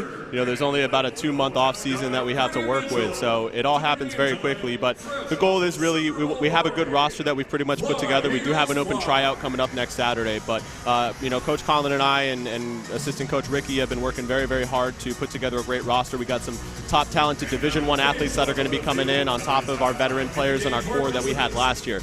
Any other division in the entire league and we would have made the playoffs, so that was obviously frustrating. So we know what we got to get done. We know Miami's going to be a tough team. We know SEMA's going to be a tough team. Owen and I have said we think our entire division is going to be stronger this year. Even Palm Beach, teams that were quote-unquote easier wins for us last year are not going to be so easy this year. We've had a couple rebrands. Obviously, got North County United coming in now. So we got to look at that. But the goal will be obviously to break that 6,000 attendance at the home opener again. That's going to be a big push. So, hopefully people will be looking out for that and excited to come out to that opener on May 12th. Yeah, that'll be fun, and we'll look forward to that. And the U.S. Open Cup, certainly we hope for an invitation. Yeah. We'll know in the next few weeks. That would be awfully big for the community and the franchise to be part of that prestigious event. Absolutely, and I mean the U.S. Open Cup's a great tournament. I've heard that the new U.S. Soccer president's going to try to make a big push to make that a bigger deal. Opportunity that we may see a USL club come in here if we're able to escape that first or second game. So I'm definitely absolutely excited for that. They did take the top. I think it was 23 teams. We finished, I think, 13th this past season. So we are praying for that bid, and that should be a really exciting event for our community. Yeah, the math looks good. Well, Andrew, we appreciate it very much.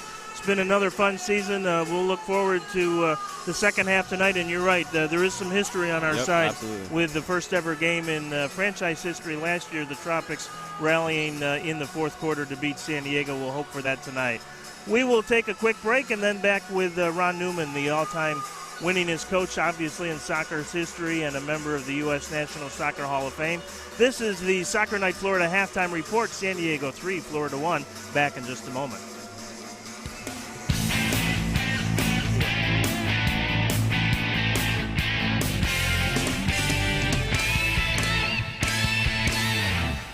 When it comes to Medicare Advantage plans, here's some great news from CarePlus. With the Carefree plan, you may be able to get a $94 reduction on your Medicare Part B premium every month. That's up to $1,128 a year back in your Social Security check. Plus, no more than $3,400 in out-of-pocket expenses and $0 copays on Tier 1 and 2 prescription drugs. The annual enrollment period is here and ends December 7th, so call today. There's always a plus in CarePlus. I love my job truly because of the people. I'm actually looking forward to stepping into the office every single day. I love working at Sykes because I love talking to people from around the country and just hearing their story. I like the customer interaction. And it helps me feel that I'm being part of something bigger than myself. And the reason I love my job is the opportunity to make such great relationships with so many different people. I work in a family more than at an actual call center. Hi everyone, I'm Shannon Estelle. I just wanted to say hi and hope you enjoyed tonight's game. When you're done here, go over to my YouTube channel to get to know me a little bit better. And yeah, enjoy the game. Go Tropics.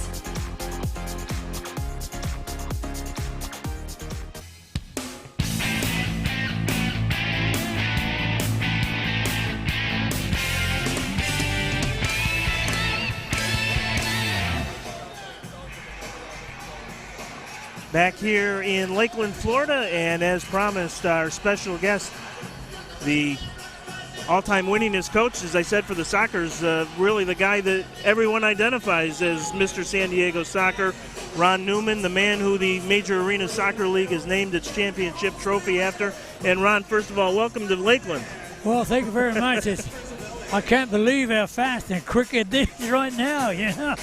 But it's incredible. It's wonderful to see you, and you had such a phenomenal indoor run back in the 80s with the San Diego Sockers. I mean, you were a good outdoor team, but you were a great indoor team.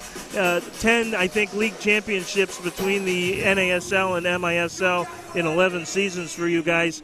I know you've been asked this question 100 times, but probably 1,000 times, but since I've got you here tonight, how in the world were you able to win 10 championships in 11 seasons? That's literally unprecedented in any professional sport in this country.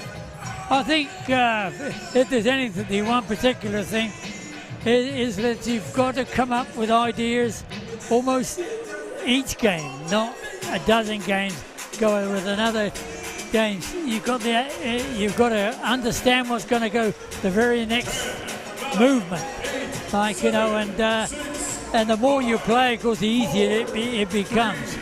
And if you like the idea of making something happen that nobody expected, that's where you're going to leap the rewards. And you had some pretty good players too. Yeah, well, the players especially do it.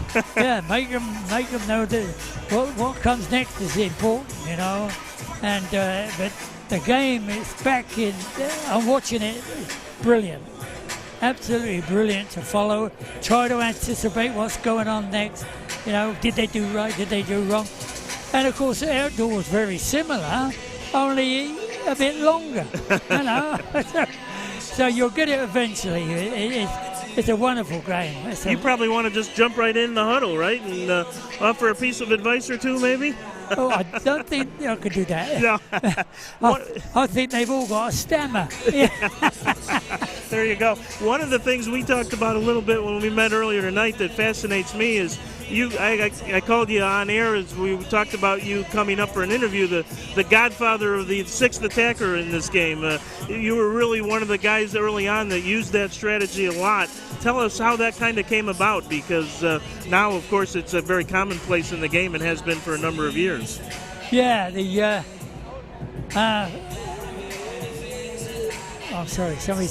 The sixth attacker, yeah. Oh, the sixth attacker, Yeah. That's what they've got to sort of use them a bit more, and they've got the ability to play. But you were the one that kind of came up with that idea to use it all the time. Oh, yeah. And what gave you the idea and the thought to actually use that as a strategy in games? 'Cause at the time, I'm sure it seemed risky. Oh, yeah, they take their chances. They're either a hero or a banana or something, but it works, and a lot of training's involved, you know, so it makes the game two from very good players who can read what's coming next, you know. Right.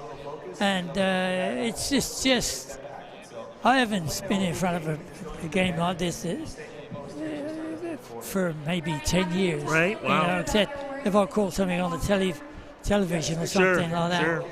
But I thought, if I missed all this, I can't believe. But there was so much on my plate that I'm not able to do it, but I'm enjoying this. Yeah. Well, and it's great. The Sockers obviously are continuing your legacy. They are one of the premier teams and have been now for a number of years in their reincarnation. Yeah. How fun is it for you to see the success and the fact that the community still comes out to the games and identifies with the Sockers image? Yeah, I think they do, and I see the kids getting involved.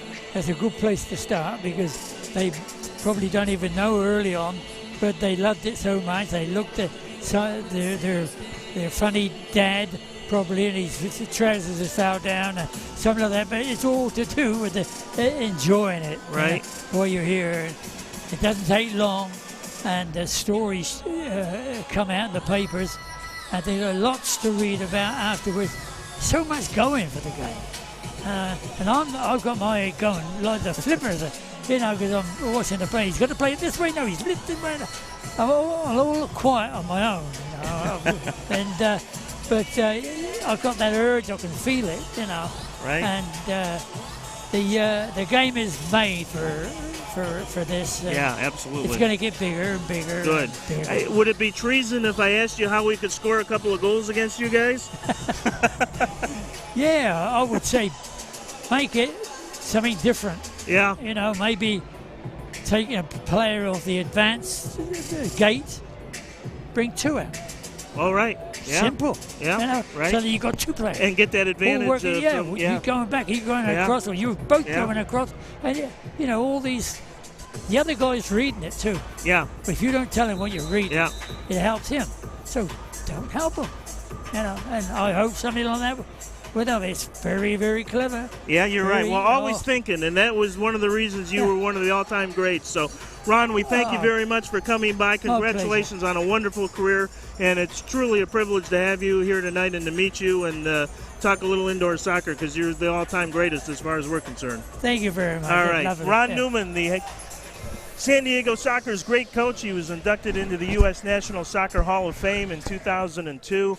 And over 750 career wins. As I said, a good outdoor coach and a great indoor one. He, 10 championships and 11 seasons speaks all you need to know about Ron Newman and the fact that the MASL has named their championship trophy in his honor. So thank you, Ron, for stopping by. A great thrill to be able to have him in the building here tonight, and we hope we can give him a heck of a good finish, win, lose, or draw, for his beloved Sockers, as we have started here at the third quarter, and Escoto is down in the Florida end of the field, and he will require a little bit of medical attention here. Gives us a chance to thank a couple more sponsors this year, including Guardian Wealth, where your money is concerned. For personal service, innovative ideas, and practical advice, go to guardianwealth.net.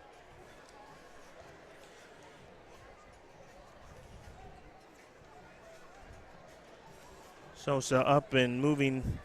Glad to see that on the first 50 seconds here. Wouldn't want to lose a guy like Escoto. Don't forget as well, sponsored in part this year by Lanier Upshaw. Lanier Upshaw has a passion for embracing the upside of risk to elevate results. Celebrating 75 years in the community of elevating results, Lanier Upshaw is your go-to for business or personal insurance needs. For more information, visit lanierupshaw.com. Lanier Upshaw, the upside of risk. Restart here for San Diego deep in the Florida zone. There's a deflection and a goal. Well, nothing you can do about that. I don't know if it actually deflected off the San Diego player or the Florida player. Doesn't matter. Guilherme was in front there, but San Diego, like they did last night, comes out of the gate with a quick goal to start the third quarter. Lanier Upshaw, just the kind of an indoor soccer goal there. Not much you can do. Restart here for San Diego deep in the Florida zone. There's a deflection and a goal. Like a little back heel. Well, nothing you can do about that. Fast, I don't even think he knew. I didn't see it the first time, but looking on the replay, that was a nice goal. That was not as much luck as it looked like to begin with. That was a nice little back heel redirect. So, a nice goal for the Sockers. Good start for the Sockers. Yeah. Tropics need to respond here. Yeah, they need one stay now. in touch. Yeah, they absolutely have to. As we talked about with Ron Newman, it's not easy to score against this team, and a 3-goal deficit against San Diego is perhaps a bit more like a 5 or 6-goal deficit against somebody else. So the Tropics really need to get on their horse here in the third quarter. Of course, the other part of that challenge is keeping the Sockers off the scoreboard. So just so you know, Owen, his record to shoot for in Ron Newman's career, he has 753 wins. His career record was 753, 296, and 27 between his indoor and outdoor teams in the NASL. Of course, he was also the first ever coach of the Kansas City Wizards in Major League Soccer. Unbelievable. Yeah, just a real treat to have him in the building tonight. And absolutely living legend. Yep, just loves the game and still gets a kick out of what he's seeing on the floor here tonight, and that's fun. So, and the icing on the cake for Ron is his Sockers are ahead here 4-1 as it'll roll back to Sliwa. Only one of 3 coaches in the history of the sport to win both indoor and outdoor titles in the North American Soccer League.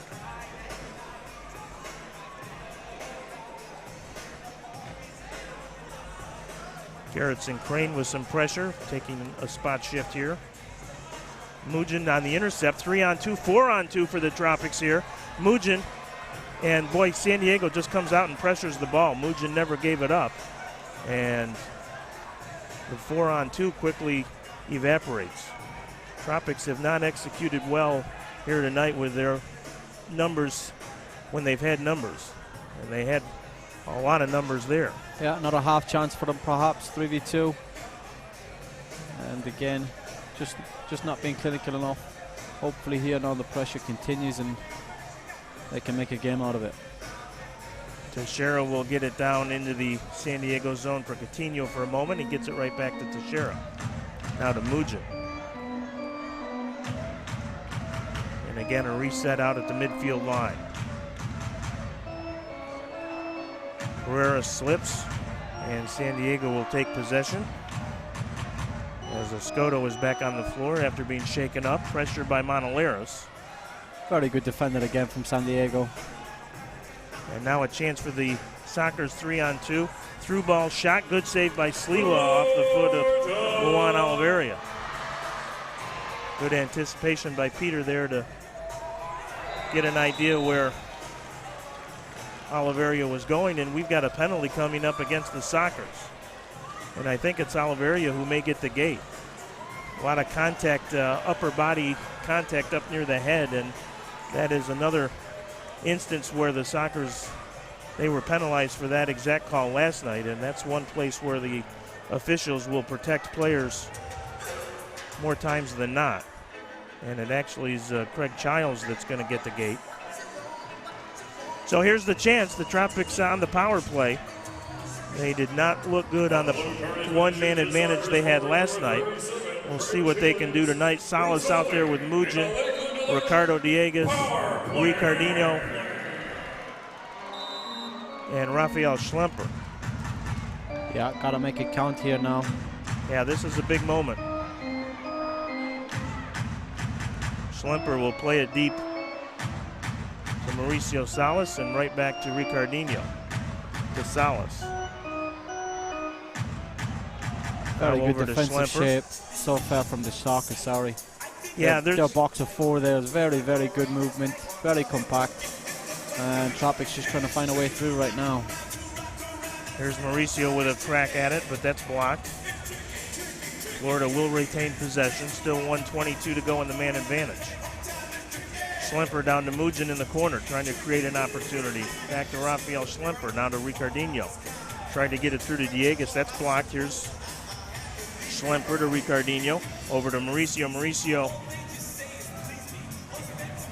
didn't get the trigger pulled. Now across the floor to Batata. In front, there's the chance for Dieguez as he got free and he missed by a mile. That was the opportunity Florida was banking on. They had the possession for the full minute here on the power play and hadn't had a chance until that one, and that was the beauty of a chance. Yeah, it just came at him too quick and he put his laces on it and lifted it over. Still 53 seconds to go in the penalty to Craig Childs.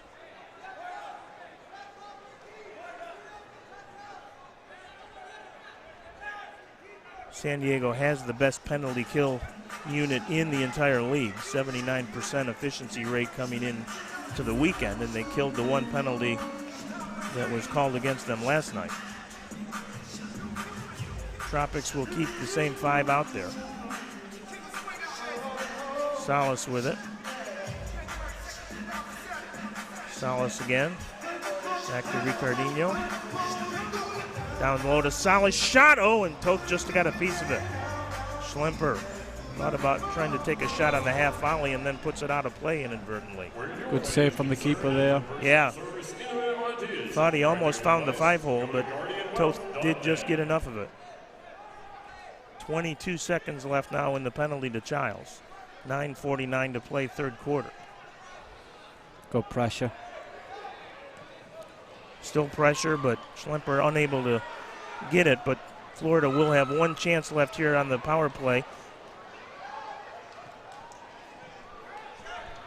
Down to 7 seconds on the penalty, so one last quick opportunity. Salas plays it off the boards, tried to get it in front.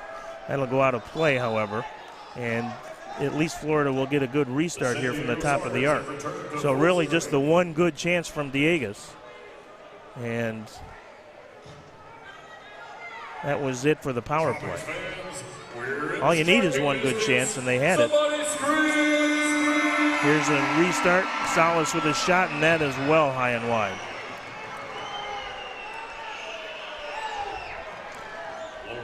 Well, the one thing, if you're the Tropics right now, there's still a ton of time left, and you got to make sure, Coach, that frustration doesn't set in and you take your own stupid penalties and make some bad decisions, because there's still a ton of time. Very true, Brian. I think the one chance created, we've got to give Sockers credit there. They defended really, really well with two groups of 2 and just in front of their own box, and so credit to them there. And as you said, Tropics just need to continue applying the pressure, creating chances, and taking someone and defend as well as they possibly can to stay in the game. Here's a chance for Medina, top of the arc. Good sliding block by Anthony Arrico. Tyrone Hall tries to track it down. He crashes into the boards. Still working. Matt Clare comes out of there with it, and finally Ty Hall is called for the foul. And a blue card against Tyrone Hall, and I think that was exactly what we were talking about, a frustration.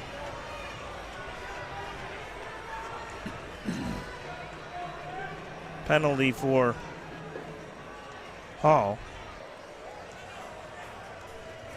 took a little bit of an extra whack, it looked like, at the end of the play. The Tropics forward number 15, Ty Hall. So San Diego, who has the third best power play in the league, will get the man advantage here with 8:40 to go in the third. Sosa with it at the red line. Over to Childs, right back to Sosa. Escoto with it now. Sosa. Escoto right back to Sosa. Thought about the shot, finally took it, and Teixeira got in front of that one. Stays in play, though, so San Diego will come right back with a 5-on-4. Challenged quickly by Teixeira. Rico has the only shorthanded goal of the year for Florida. Down to 1:22 remaining in the penalty.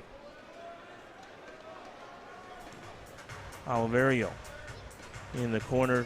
Childs back now out on top. Matt Clare deep in the left corner here for the Sockers. Childs with it. Back to Sosa. To Childs, a shot, and he misses high and wide, although it was deflected by Teixeira. So a corner kick for Florida. Better penalty kill so far tonight for the Tropics. Yep, very good defending there. Equally good defending for the Tropics. Shifting left to right and being patient with the press and try and win it. They need to maintain that now for the remainder of the penalty. Childs on the corner kick restart. Sosa with it now. Deep to Matt Clare, but an intercept by the Tropics. Counterattack as Teixeira has it, but he will hold up and run a little clock here. Probably not a bad decision with 40 seconds to go in the penalty kill. See how much time San Diego will lose here with the Tropics possession. Sliwa calmly gets it ahead to Pereiras, back to Guilherme. Guilherme will run a little clock as well. Plays a long ball looking for Dieguez, trying to sneak in behind the San Diego defense. He did have a step on Cerda there for a moment. 9 seconds to go in the power play. Shot blocked. And Teixeira going to clear the zone, and that'll do it, I think, for San Diego on the man advantage as Ty Hall comes out of the box. So perhaps a little chance for momentum here for Florida as they are able to kill the man advantage. Here's a step up by Teixeira to Hall. Back to Teixeira's shot. Misses, and a header rebound by Ty Hall goes up over the glass and into the crowd. And the Tropics' bad luck continues here tonight. My goodness.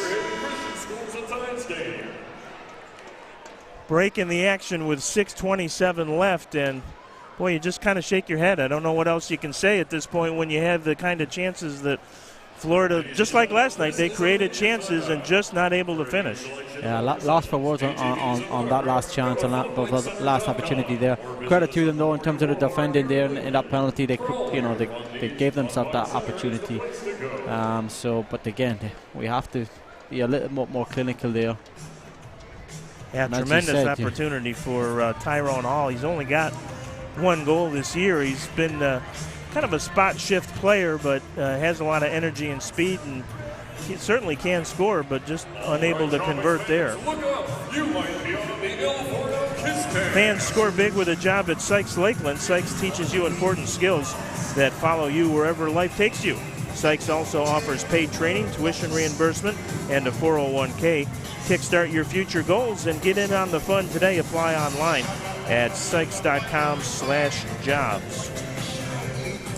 Our penalty sponsor tonight is Phil Averbuck, your local criminal law attorney. Go to averbucklaw.com or give him a call at 863-533-9000 for more information at Averbuck Criminal Law. Our goals are your goals. Of course, can't say enough about the team's primary sponsor again this year, Bond Clinic. Been treating the Polk County community for decades now. In fact, since 1948, and with 78 providers encompassing 25 specialties, they're here to give your family the health care they deserve. Fans here tonight in attendance getting free t-shirts, the first 500 thanks to Bond Clinic. Salas trying to track it down in the corner. Farber will watch him there, and he'll play it back out to Rodriguez and now to Monaleros. Marco on the right side to Ricardinho.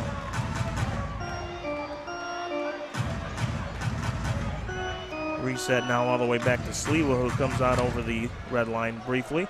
Marco Rodriguez with some space down the left side. Rodriguez tries to find Salas on the cross. Salas will play it back out to Ricardinho and down to Mauricio. Mauricio trying to find space, can't do it. Again, good defense by the Sockers as they stay patient and close down Mauricio Salas and his big left foot.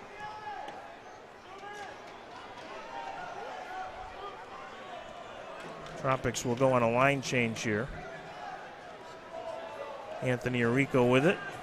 Looks for a little give and go with Marco Rodriguez. Arrico with it in the corner. He's muscled off the play, and a whistle and a foul. Restart here for Florida from deep in the San Diego zone, right corner to the left of Chris Toth. I haven't called him Zoltan tonight, which is pretty good for me. That is, of course, Chris's dad, a long-time goaltender for the Sockers. Joining the organization as a goalie consultant this year. There's a counterattack for San Diego. Farber with it at the red line. And he has it taken away nicely by Arrico. And then stolen right away by Ruiz. Ruiz, and then he loses it. Let's see if the Tropics can take advantage here. They've got men down there. It's Arrico. Gets it into the middle field. Schlemper shot, and that one goes wide. Well, he just can't get on target here. And a whistle and a foul on the push. A little bit of a frustration there by Guilherme. I guess the first rule of scoring, coach, is you have to get it on frame, right? You've got a better chance for sure. I mean, obviously you're trying to pick a corner, so you can't really complain, but it is frustrating, and no more so than for those guys on the floor.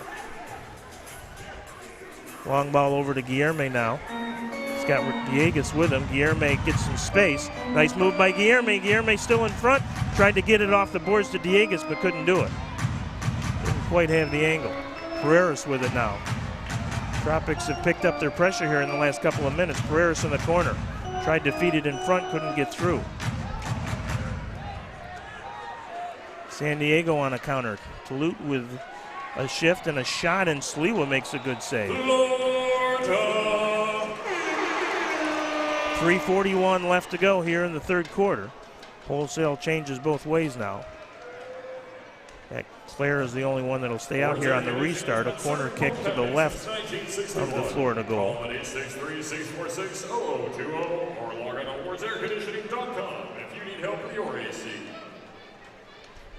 There's a shot by Claire, and that never got through. Monaleros able to block it. Talked at halftime with Andrew Ross a little bit about history repeating itself.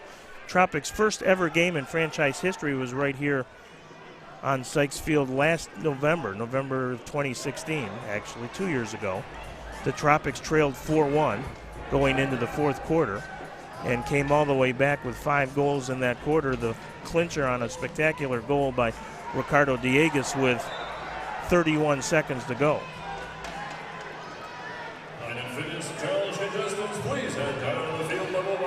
So there's that.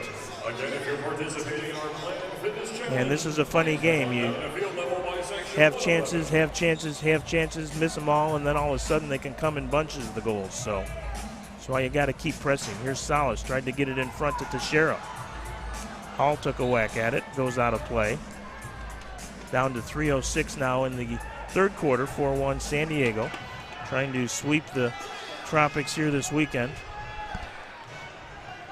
Wouldn't be a death knell for the playoff chase, but a pretty big dagger nonetheless. Good play by Ricardinho. A couple of 99s there as the Sockers tried to set Matt Claire up.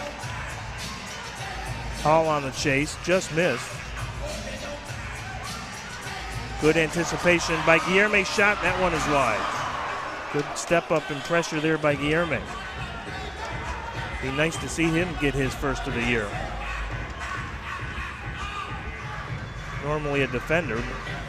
Good move again there along the boards, trying to get by Oliverio. Oliveri and Guillerme battle, and a whistle, and Guillerme will be eventually called for the foul. So 2:30 to go, third quarter now.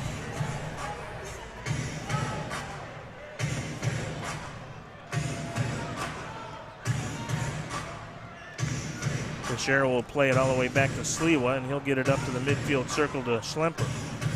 Challenge there by Ruiz, and Ruiz almost made the steal, but is called for the foul.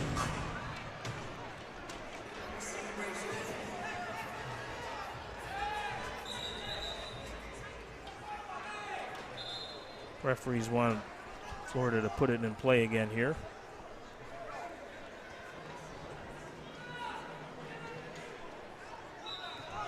Teixeira gets it ahead to Arico. To Coutinho now. Coutinho gets it back from Teixeira, who will head to the bench. Deep in the left corner now to Arico. Challenged in there by a couple of Soccer, so San Diego is able to clear the zone. Inside 2 minutes now to play, third quarter. Ahead to Arico. Left side to Guillerme. Guillerme with a shot. Goal!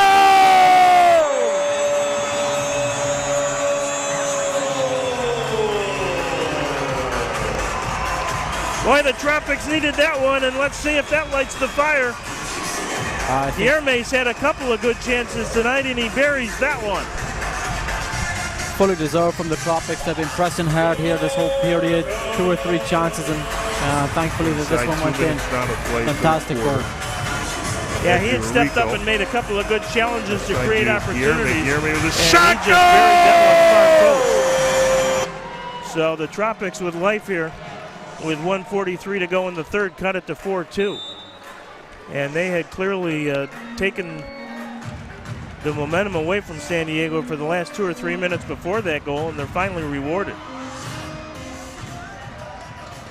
Let's see if they can create their own little moment of fury here. Salas with some pressure.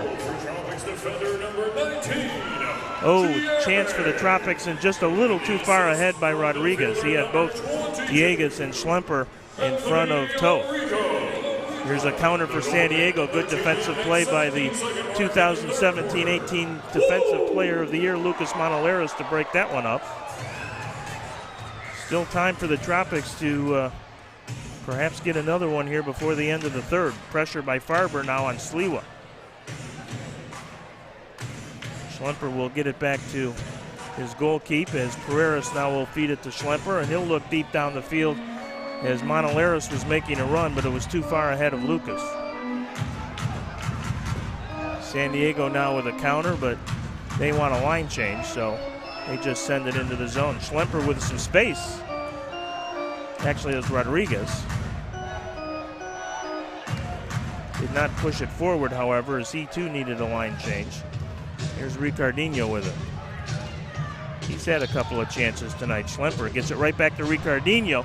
Nice idea to backheel pass to Mugen, and did not quite get through. 11 seconds to go.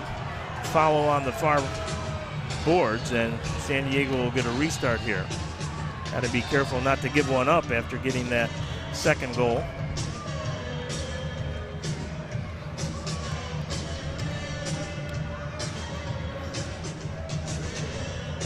"11 seconds, a lot of time in the indoor game, especially when you've got a set piece here." Here's the ball through to Cerda. Tried to redirect, couldn't do it. Oh, Cerda's taken down hard in the corner, and that's a blue card. Went banging into the boards in the final second, and that is a tough penalty on the challenge. Actually, a 1/10 of a second still remaining officially. But San Diego will start the fourth quarter on a full 2-minute power play.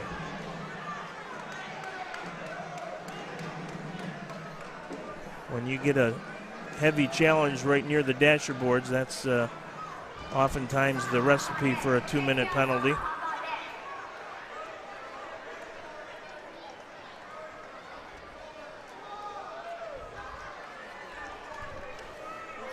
Looks like Cerda is up and okay, so that is good news I think he did bang his head on the either the board or the plexiglass over there in the right corner.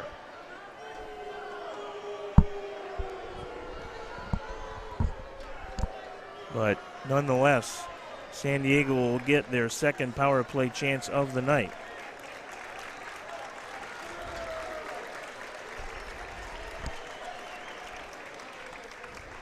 Guilherme, the man who got the second goal, is the guilty party. Heading to the box now.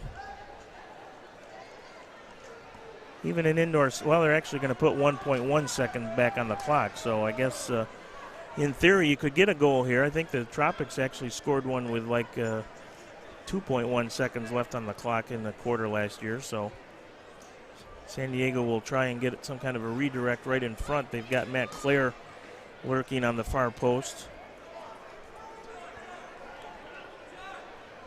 And they've brought their goaltender, Chris Toth, all the way up into the play. He is actually closest to the far post. So it's a 6-on-4 situation. So San Diego is going to have an open man, but there's really not enough time to make a pass. You've really got to take a shot towards goal and hope for a redirect is about the only option you have with 1.1 seconds to go. Not sure why, but Freddie Mugen joins Guilherme in the penalty box. I don't know if Guilherme got a misconduct as well. I'm not sure, but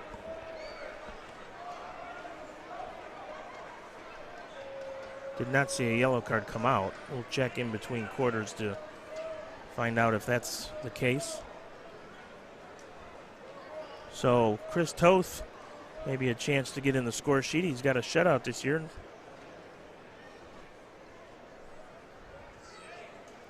Guess the opposite of that would be a goal. If you're a goaltender. A major misconduct has been issued to the Florida Tropics. A 2-minute penalty for boarding and a 5-minute penalty for major penalty has been assessed to number 19, Guilherme. The shot is stopped and time expires, and that is exactly what happened. Guilherme not only getting the 2-minute blue card, he also gets a 5-minute major misconduct, so that's why Freddie is in the box. He will be actually the player that comes onto the floor when the 2-minute penalty expires. But that is the challenge now for the Tropics. They need to kill off the 2-minute penalty and somehow find their way to get a couple to tie it. It's a tough penalty. I mean, it was a pretty hard challenge, and you get near the boards and make a challenge like that, and that very often, Coach, is a blue card, as you know, in this league. And again, just maybe perhaps a little frustration and a little over-aggressive play that really wasn't necessary because you're down to the final second of the quarter and there wasn't really going to be a chance there. Yeah, perhaps. I think if you're going to put that challenge in at that point in the game, you make sure you win the ball. Obviously, his timing was off, and these things happen. I think obviously now the challenge is a little deeper for the Tropics. I'm sure the Sockers will be very pleased with how the game is going for them. So it'll be an interesting last period, and we'll see how it pans out. And you can make the case that Florida maybe gained some momentum in that third quarter when they did have such a good penalty kill, because they finally came back with some good pressure and challenges and got the goal by Guilherme. So perhaps if they can hold San Diego off the score sheet here in the first 2 minutes of the fourth, that will serve as a springboard to the final 13 minutes in a rally. We'll see, but yeah, you're right. I think that the Tropics were fantastic in that period there. Created enough chances to climb up that score. But again, we said it at the start of the game. You don't finish your chances, and your job is much more difficult. So we'll see. We'll see who Florida sends out to defend here for the power play. It's Ty Hall and Anthony Arico will be up front. Lucas Monalaris and Lucas Teixeira will be on the defense here. So those are the men charged with trying to keep the third best power play in the league off the scoreboard for the second time here tonight. Farber, Ruiz. We'll check the rest of the San Diego lineup as they come out. Contreras is out there.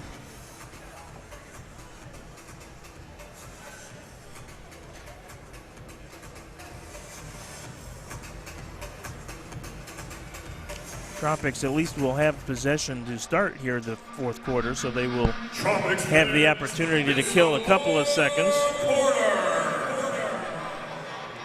Barber with the pressure on Montoleros. John Sosa also out there for San Diego, as is Anthony Medina. Sosa with it, gets it across to Medina, right back to Sosa. Now Craig Childs will come out. Didn't figure he would be on the bench long in the power play situation. League's second leading goal scorer. Challenged over there by Teixeira now. All the way back out to Sosa. Right side, this is Escoto, and he'll play it on top to Sosa. Now over to Childs. Quickly back to Sosa.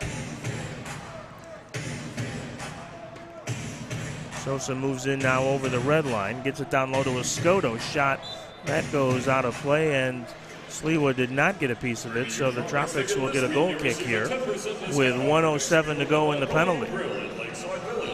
So the first half of the power play, it's mission accomplished for the Tropics. We'll see if they can do it for the final 60 seconds. Here's Arico. Has it knocked off his foot, he'll challenge Toth. Pereiras in there with some pressure as well, but San Diego will gain control and bring it up the floor. They're not in any particular hurry. 13:50 to go, 4-2 San Diego. That was the final here last night. Intercept by Teixeira, but he quickly loses it to Childs, challenges Childs, but San Diego will control. There's a shot, actually, I think they were looking for Matt Clare, far post was Escoto. Now deep in the corner, chance here for the Sockers, save off the foot of Ruiz by Sliwa, and a good one. As Ruiz had a lot of space deep in the floor to end there for just a couple of seconds. 17 seconds to go in the power play. Sosa at the red line, again down low. Back to Escoto. Gets it across to Childs, Childs to Sosa. 3 seconds left in the man advantage, so San Diego will go 0 for 2 on the power play as Clare misses the redirect again. And why isn't Mujan out of the box? Should be, there he comes. Took him about an extra 5 or 10 seconds. 12:45 left, fourth quarter, 4-2 San Diego. This is it for the Tropics at home here in 2017-18, unless they can get on a big road trip run and catch Syracuse for that final playoff spot. Escoto has it. Salas challenges him. And now I think we have a Tropics player down here on the near boards that I can't see who it was that got shaken up. It's Anthony Arico, and that is not a player you want to lose here. He's going to hobble off. Looks like a left ankle or a left leg injury, but he at least is going to leave on his own power, and that's good news. Still skipping a little to the Florida bench. Gets a hand from the nice crowd here tonight at the RP Funding Center in Lakeland.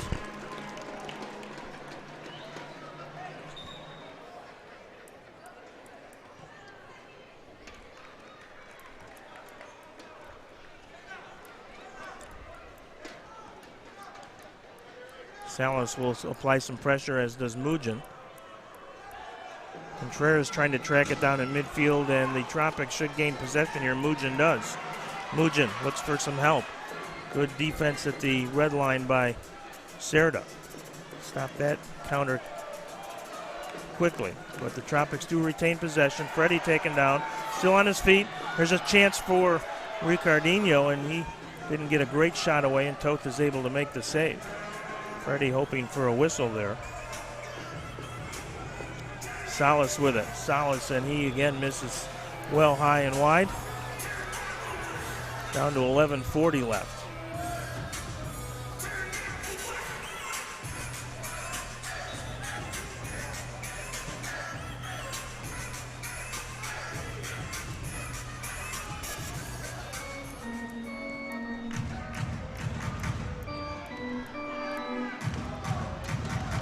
Tampa native Matt Clare with it. He'll play a long ball into the Florida zone looking for Childs. Salute will keep possession out at midfield, and head to the Sockers bench. Ricardo Diegues been kept off the score sheet tonight. Victor Pereira as well as he tries to apply some pressure to Claire and Toth. Now it's Schlemper in there. Gerritsen Crane out for a rare shift. Wears number 2 for the Tropics, only his 3rd game. Here's Ruiz with it. San Diego certainly content to run some clock here. 10:39 to go. Little bobble by Toth, so he sends it all the way into the Florida end of the field, and Childs will track it down. Tried to get it to Farber in front, and it'll go out of play. And it'll be a kick in here for the Tropics. The award-winning Accelerated Rehab and Performance invites you to call 863-430-3626. Tropics now, last 10 minutes, they just need to keep their composure here. Make sure they don't concede and keep the pressure on to create the chances. You saw them how well they were pressing there. And you've got to imagine fatigue is really going to set in here in these last few minutes. So absolutely. Here's Tyrone Hall with it. Hall with a shot in front, rebound, and Toth is able to knock it over the goal as the Tropics had one of their better opportunities of the 4th quarter here. Teixeira just misses, but it will be a corner kick here for Florida. Fans, we're in striking distance. Salas will come onto the floor. He'll make a run through the box and never got through to Teixeira. Tried to run a little interference. Mauricio. Here's Sliwa with a good stop. Very good as he save. came out. Yeah, good save as he came out to challenge. Tyrone Hall tries to get around Childs. Is able to do it. Leaves it for Teixeira. Teixeira, though, has it taken away, but taken right back by Salas. He's got Mugin with him. He's also got another player far side. Here's a give and go to Salas in front, and it just goes past Mugin. Had Ricardinho with him on the far side. I'm not sure they knew it.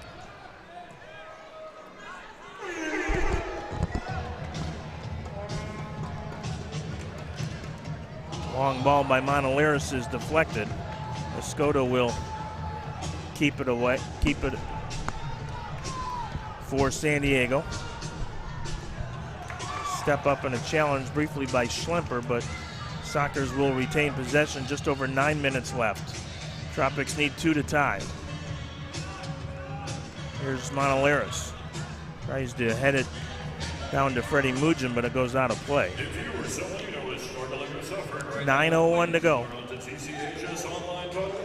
Tropics trying to gain a split here in their home finale of the 2017-18 season, split of the weekend doubleheader against San Diego. Handball called. Of course, they needed that with 20 seconds to go last night and didn't get it. I digress. Peter Sliwa will bring it out here all the way to the midfield line now. Almost the equivalent of a 6th attacker setup. That'll bring a smile to Ron Newman's face. Diegues with it. He'll play it back to Rodriguez. Tried to find either Coutinho or Rico in front. Good to see Anthony back out there after being shaken up. Toulouse gets by Gerritsen Crane, and then Crane is able to recover briefly and stop the counter for San Diego. Good work by Gerritsen Crane. Looked like he was beat once or twice and stayed with it and was able finally to break up the play. Long ball now to Ricardo. Diegues lays it off. Shot saved by Toth. Still loose. Rodriguez comes in to challenge, so San Diego clears it. Sliwa will play it as Toulouse makes a run at him. Rico will direct a little traffic from the midfield circle. Over to Mauricio Salas. Salas has been pretty quiet here the last couple of weeks. Might be time for the big guy to net one. Ty Hall can't control it, and it'll roll to Toth. Hall with some pressure now.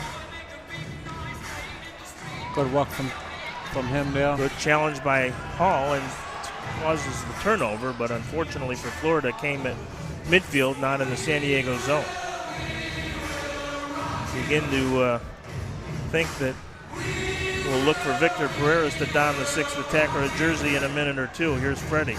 Back to the goal looking for a layoff. Freddie. And finally the whistle is blown on the hold. Freddie's like, look at my jersey, how stretched out it is. Or at least the captain's band.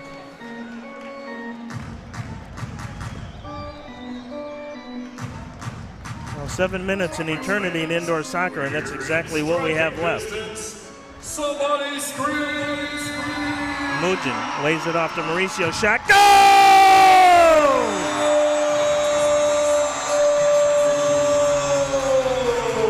Absolutely perfect timing for the Tropics here now to put the pressure on and get the result they need. So the big guy indeed comes through on the restart. 6:58 to go, and Mauricio trying to pump up this big crowd. Exactly what we have left. It was Mujin who just laid it across the floor. Mujin lays it off to Mauricio. Shot. Enough space, and he found the far corner of the net. A tough play for a goaltender, both indoor and outdoor, Coach. When you get those low, hard shots to the post, it's sometimes a little difficult, especially if you don't see it well, to get down in time. Yeah, absolutely. The power on that one, there was really no stopping it. Flew in there, so I don't think the keeper even knew anything about it. So still 6:58 to go as we have our final officials timeout of the fourth quarter. Cleveland. So Mauricio Salas, who in fairness to Mauricio, has had a bulky hamstring for a good portion of the season, quite honestly. Has not been quite as effective as I'm sure he would like.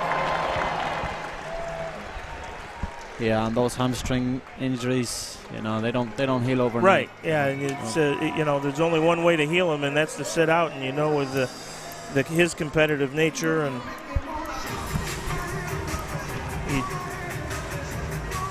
you just don't want to do it. And he's tried to fight through it and has done a pretty good job doing it, and gets a big goal for Florida. So with 6:58 to go, it's a 1-goal game now.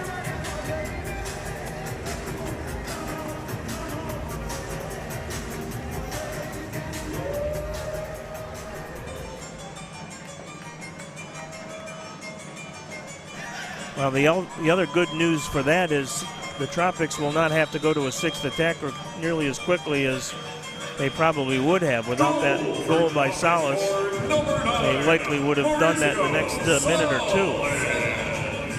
With the assist from forward number 10, Freddie Mujin. For Salas, by the way, his 14th of the year in his 16th game. Rodriguez now. Rodriguez, nice sliding stop by Farber. Pressure by Schlemper. And he just does, Chris Toth, get it away from Schlemper there. Uh-oh, look out now. Here's Toulouse behind the defense. Toulouse lays it off. Shot. Oh, and that one misses short side. Nice unselfish play by Toulouse there. Tropics don't have to be overly aggressive here with 6 minutes to go. Push and a foul against San Diego. Kind of a let off there for the Tropics. And it was a good opportunity for the Sockers there to kill the game. Yeah, you want to be aggressive, but you still need to be a little bit smart. Make sure you don't overcommit. A lot of time left. You don't want, if you give up that 5th goal, all the momentum that Florida has built up here in the 4th quarter kind of goes away quickly. Knocked out of play, so Florida will get a kick in from near the midfield line. Mujin will come back out now. Coutinho stays out there. Anthony Arrico will also move up to the forward line. Long ball into the zone. Mujin tries to beat Contreras to it, can't do it. Sliwa will come out, plays it down to Arrico, and it just did go over the board, so it'll stay in play. Restart. Ooh.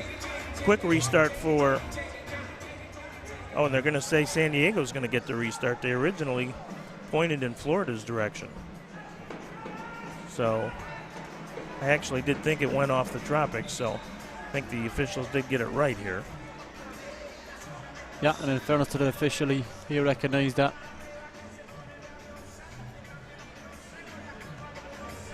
Mujin with some pressure. Monolaris going to be whistled for the foul on his challenge there with Medina. Medina, one of the Sockers players and one of the only few players on the floor tonight with fresh, or at least at this point, fresher legs. He did not dress last night for the Sockers. Florida with the exact same lineup. Here's Toulouse. Nice defensive play by Monolaris. Boy, pretty interceptive a pass there. Or San Diego would have it at 5-3. Still over 5 minutes to go in the fourth. Tropics have pulled within one. Long ball into the San Diego zone, handled by Sliwa.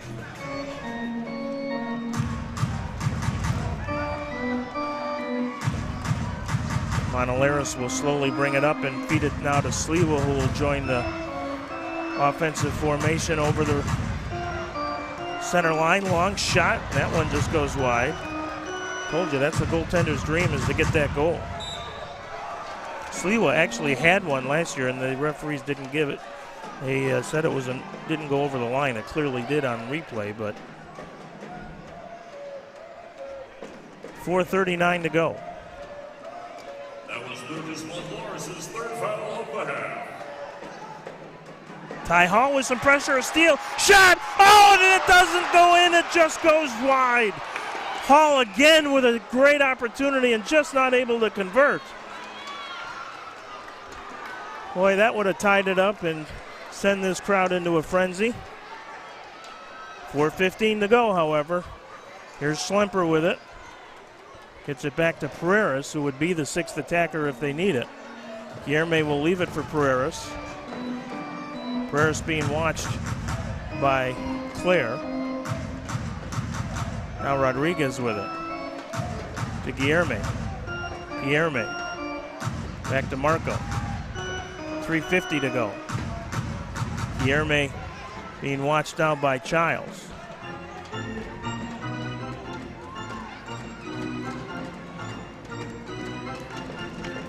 Here's Dieguez with it. He's been quiet tonight. Off the boards in front. And a good anticipation play by Toth to come out and clear it away. Controlled by the Tropics, and the shot by Guilherme bounces wide and out of play. 3:27 left. I think Clay Roberts signaling that once the Tropics get possession, they'll play it back to Sliwa and call a timeout. I think San Diego might actually want a timeout as well, although I don't think they saw the bench trying to call it there. So Sosa will bring it up for San Diego. Long ball to Ruiz goes out of play, so Florida will get a restart in the San Diego end of the field. Sliwa, for the moment, staying put. Pereiras, in fact, is, it actually looks like it might be, isn't Pereiras that's going to the sixth attacker. It might be Guilherme. We'll see. Not a role that he has played this year. There's Cerda with a long shot. That didn't miss by much, far post. Arico, and he's taken down, whistle and a foul.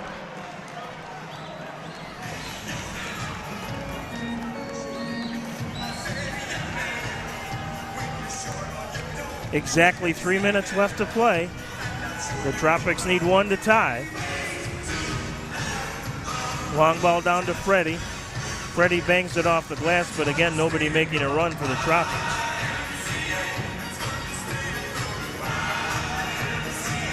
Monolaris will step up. Arico with his possession now at the red line. Monolaris, as Arico will head to the bench. Rodriguez challenged by Claire, but he'll retain possession. 2:30 to go. And here comes Guilherme out as the sixth attacker now.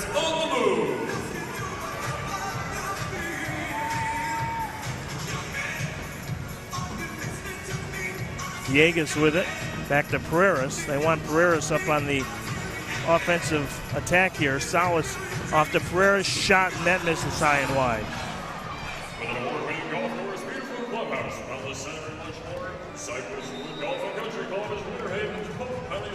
And in fact, San Diego will get the timeout that they are hoping for. So 2:06 to go. Interesting that for the first time all season when the Tropics have gone to a sixth attacker, it's not Victor Pereira's, but I think the strategy coach is Victor with his offensive skills. You'd rather have him a little closer to the goal in this situation to try and get the equalizer, I would think. Absolutely. I think, last 2 minutes, everything's to play for. They have to put everything they can into the last two. Still speechless over that last opportunity, how it didn't go back in the back of the net, but looks a lot easier from up here, as always. Well, they've got 2 minutes and 6 seconds to see if they can get one more past Toth at least. That would potentially force overtime. Of course, the Tropics played their first ever overtime game earlier this year here at home against Syracuse, lost that one 10-9. So they would like, at this point, I think you would take overtime. Take your chances. Of course, even if you got the equalizer, no guarantee that San Diego, with their talent, couldn't get the winner in regulation. So we'll see how it all unfolds. 2:06 to go. We've got 2 minutes. I need everybody to get up out of their seat. Toth with a long ball to Brian Farber. Play on, says the officials, and now a whistle and a foul against San Diego. Farber frustrated with the call. 1:59 to play.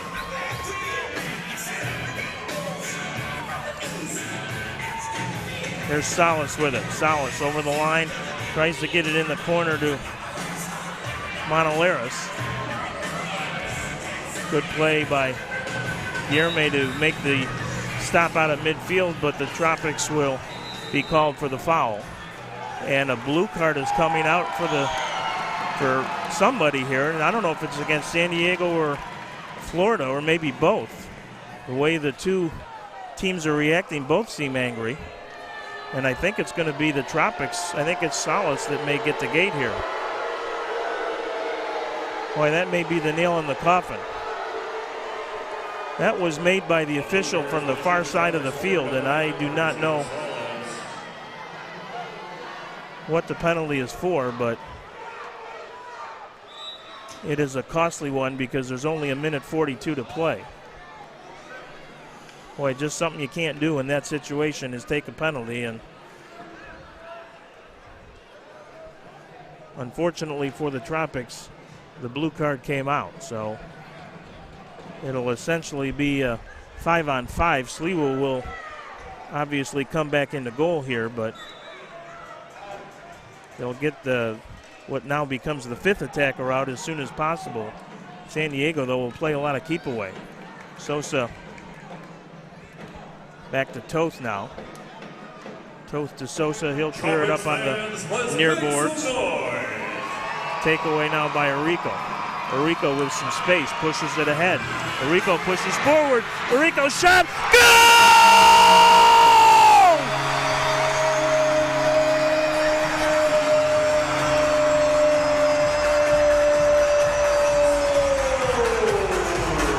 Anthony Arico! A tremendous individual effort, and the Tropics have tied it at 4. Yes, sir, Anthony Arico. Fantastic with a drive and passion for Anthony, just driving it through, creating that opportunity all by himself. Unbelievable. Tremendous individual effort with 1:18 to play. Here's the replay. Now by Arico. He stole it at the midfield line, pushed it ahead, kept it alive, Arico pushes kept forward. Arico shot. Goal!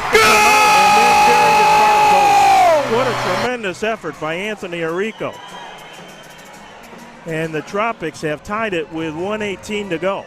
But as we said, we know San Diego is dangerous. And of course they have the power play.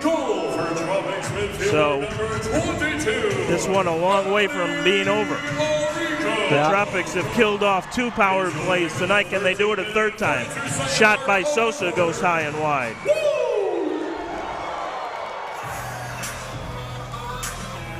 So for Arico, it's a shorthanded goal, and it's his second of the year. And what a time for it.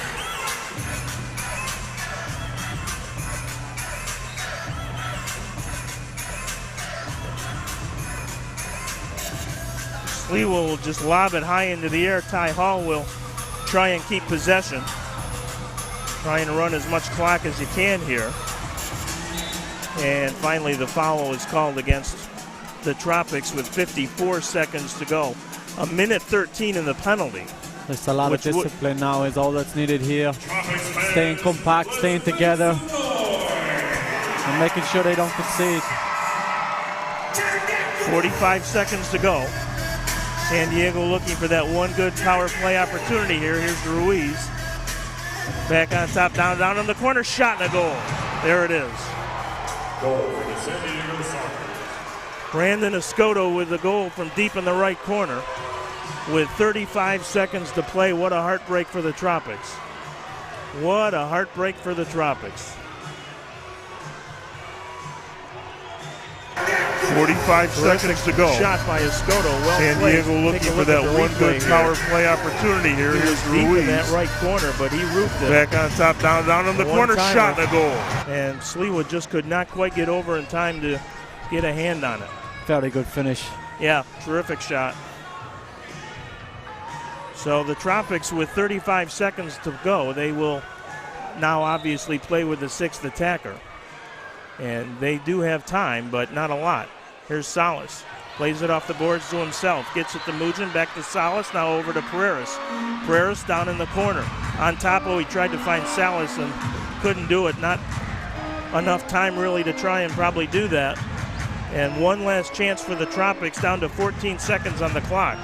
Salas gets it over to Pereiras. Pereiras gets it down in the zone. Got to get it across. Here's Mauricio.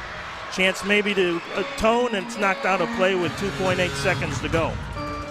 So a restart here for Florida. Still time, 2.8 seconds. Just outside the red line. Mauricio will pull the trigger. Long shot bounced, and that just missed. Salas again in front, and Toth makes the save, and time expires. A couple of late chances for the Tropics, but the Sockers pull it out with a power play goal in the final minute to win it 5-4 and break lots of hearts here in Central Florida tonight. Boy, the Tropics had chances. They've played really two pretty good games. You can't really fault the Tropics for effort and heart here this weekend.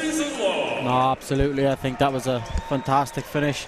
Left everything off on the field and maybe just missing that slight bit of luck. I think it's a different weekend if they just have that. You know, we talked about how many opportunities we had, and so I think they left everything there for the fans. It was a very good game. Yeah, entertaining game and well played. Two very good teams. Ricardo Dieguez with that chance there right at the final horn, and just couldn't really get a great shot away. And kind of the story of the weekend, as you said, for the Tropics, just short on a couple of chances. By the time you add both games together, there were about 5 or 6 goal posts, and obviously San Diego being a very good side, they earned the wins, but the Tropics played well and probably deserved maybe at least a split this weekend and didn't get it. So we'll be back and wrap things up. The final here tonight, once again, San Diego 5 and the Florida Tropics 4. Back in just a moment.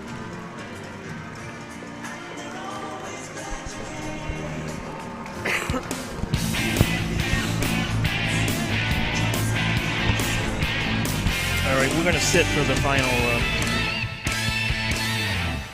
When it comes to Medicare Advantage plans, here's some great news from CarePlus. With the Carefree plan, you may be able to get a $94 reduction on your Medicare Part B premium every month. That's up to $1,128 a year back in your Social Security check. Plus, no more than $3,400 in out-of-pocket expenses and $0 copays on Tier 1 and 2 prescription drugs. The annual enrollment period is here and ends December 7th, so call today. There's always a plus in CarePlus.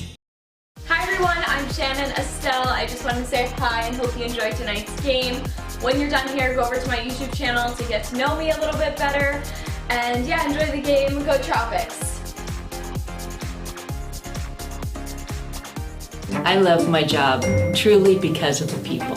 I'm actually looking forward to stepping into the office every single day. I love working at Sykes because I love talking to people from around the country and just hearing their story. I like the customer interaction. And it helps me feel that I'm being part of something bigger than myself. And the reason I love my job is the opportunity to make such great relationships with so many different people. I work in a family more than at an actual call center.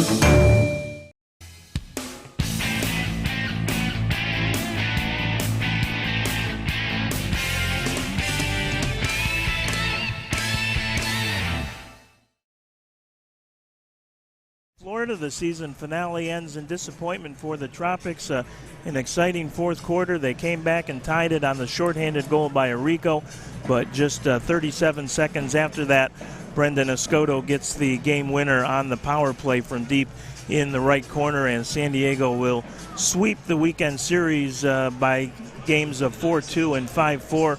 But, Coach, it's got to be frustrating as a coach because you can't do anything on the sideline, and Clay Roberts put him in position and had the right guys out there and had the chances, and just really just a lot of bad luck.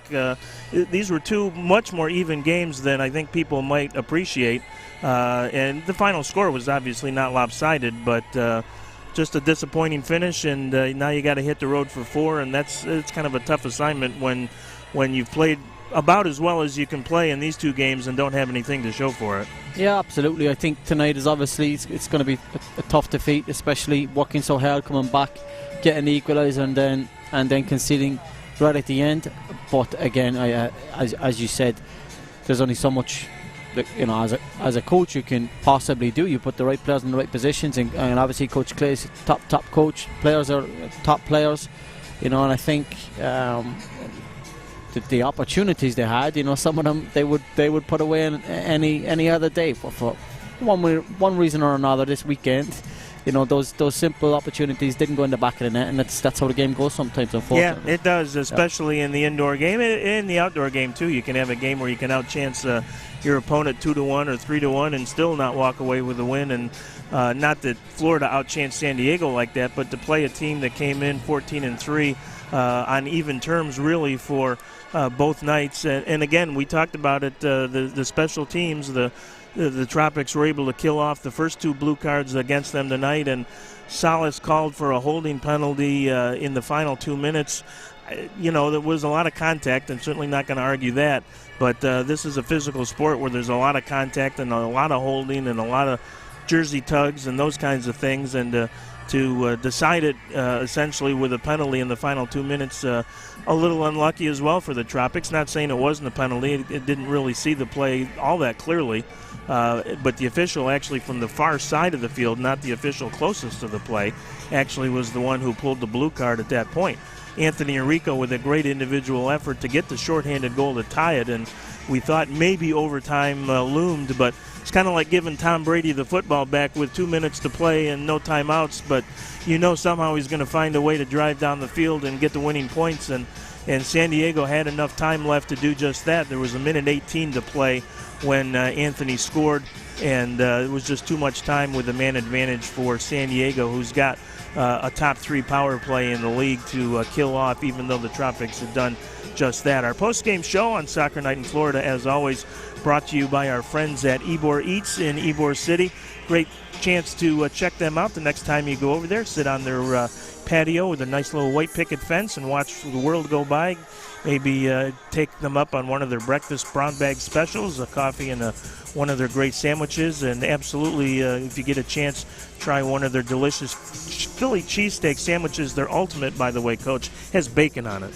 So, okay. I mean, how good is a Philly cheesesteak to begin with, and then you put bacon on it? Yeah. So Ybor Eats is the place you'll find that. They're 5th and 17th in historic Ybor City, and we thank them for their support this season.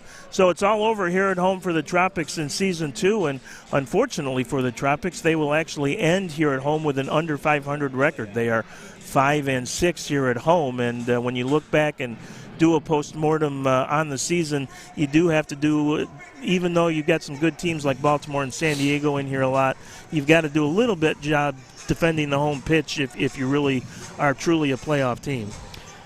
Yeah, I mean, and again, I think you could, like you said, you could go back and you could do the post-mortem and say, what if we done this or that? I mean, that's here nor there, because the heat of the moment, the game, the situation, so many little things add up. You could talk about that all day. I think, obviously 5 and 6 is, any coach will tell you that's not ideal.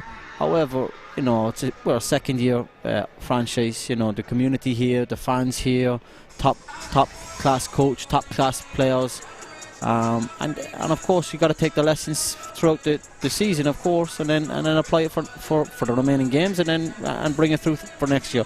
So yeah, I think obviously it's not ideal, but keep it in perspective for where the group of players are going, and the coach is going, and the franchise and the community here. I think the future is bright. Although tonight, of course, it's a tough loss. Tough loss. Yeah, but excellent point. San Diego is a franchise that's been around since 1978. The Florida Tropics a franchise that have been around since 2016. So there is some perspective, and I appreciate you bringing that up, certainly.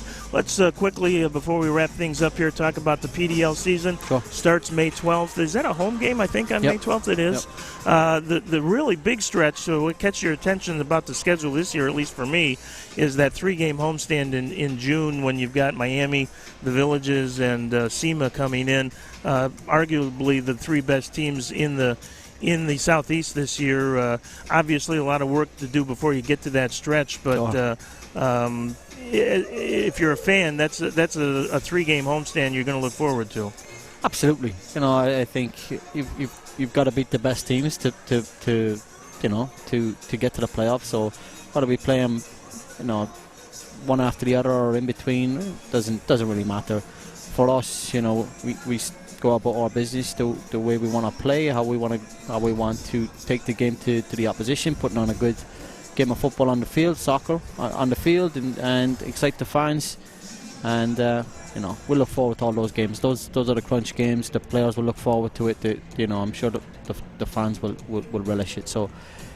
We can't wait. We can't wait to be It'll be fun, and as we mentioned during the broadcast, you'll see some of the Florida Tropic Arena players with the PDL side again this year, most notably Ricardo Dieguez and Victor Pereira, who were your 2 leading scorers last year. I know there's some newcomers coming in, some guys that played last year that played key roles that we expect back. Garrettson Crane, who made his debut here for Florida Indoors, be part of the PDL side, it looks like. So lots of excitement coming up, despite the fact that the home season now for the Florida Tropics has come to an end.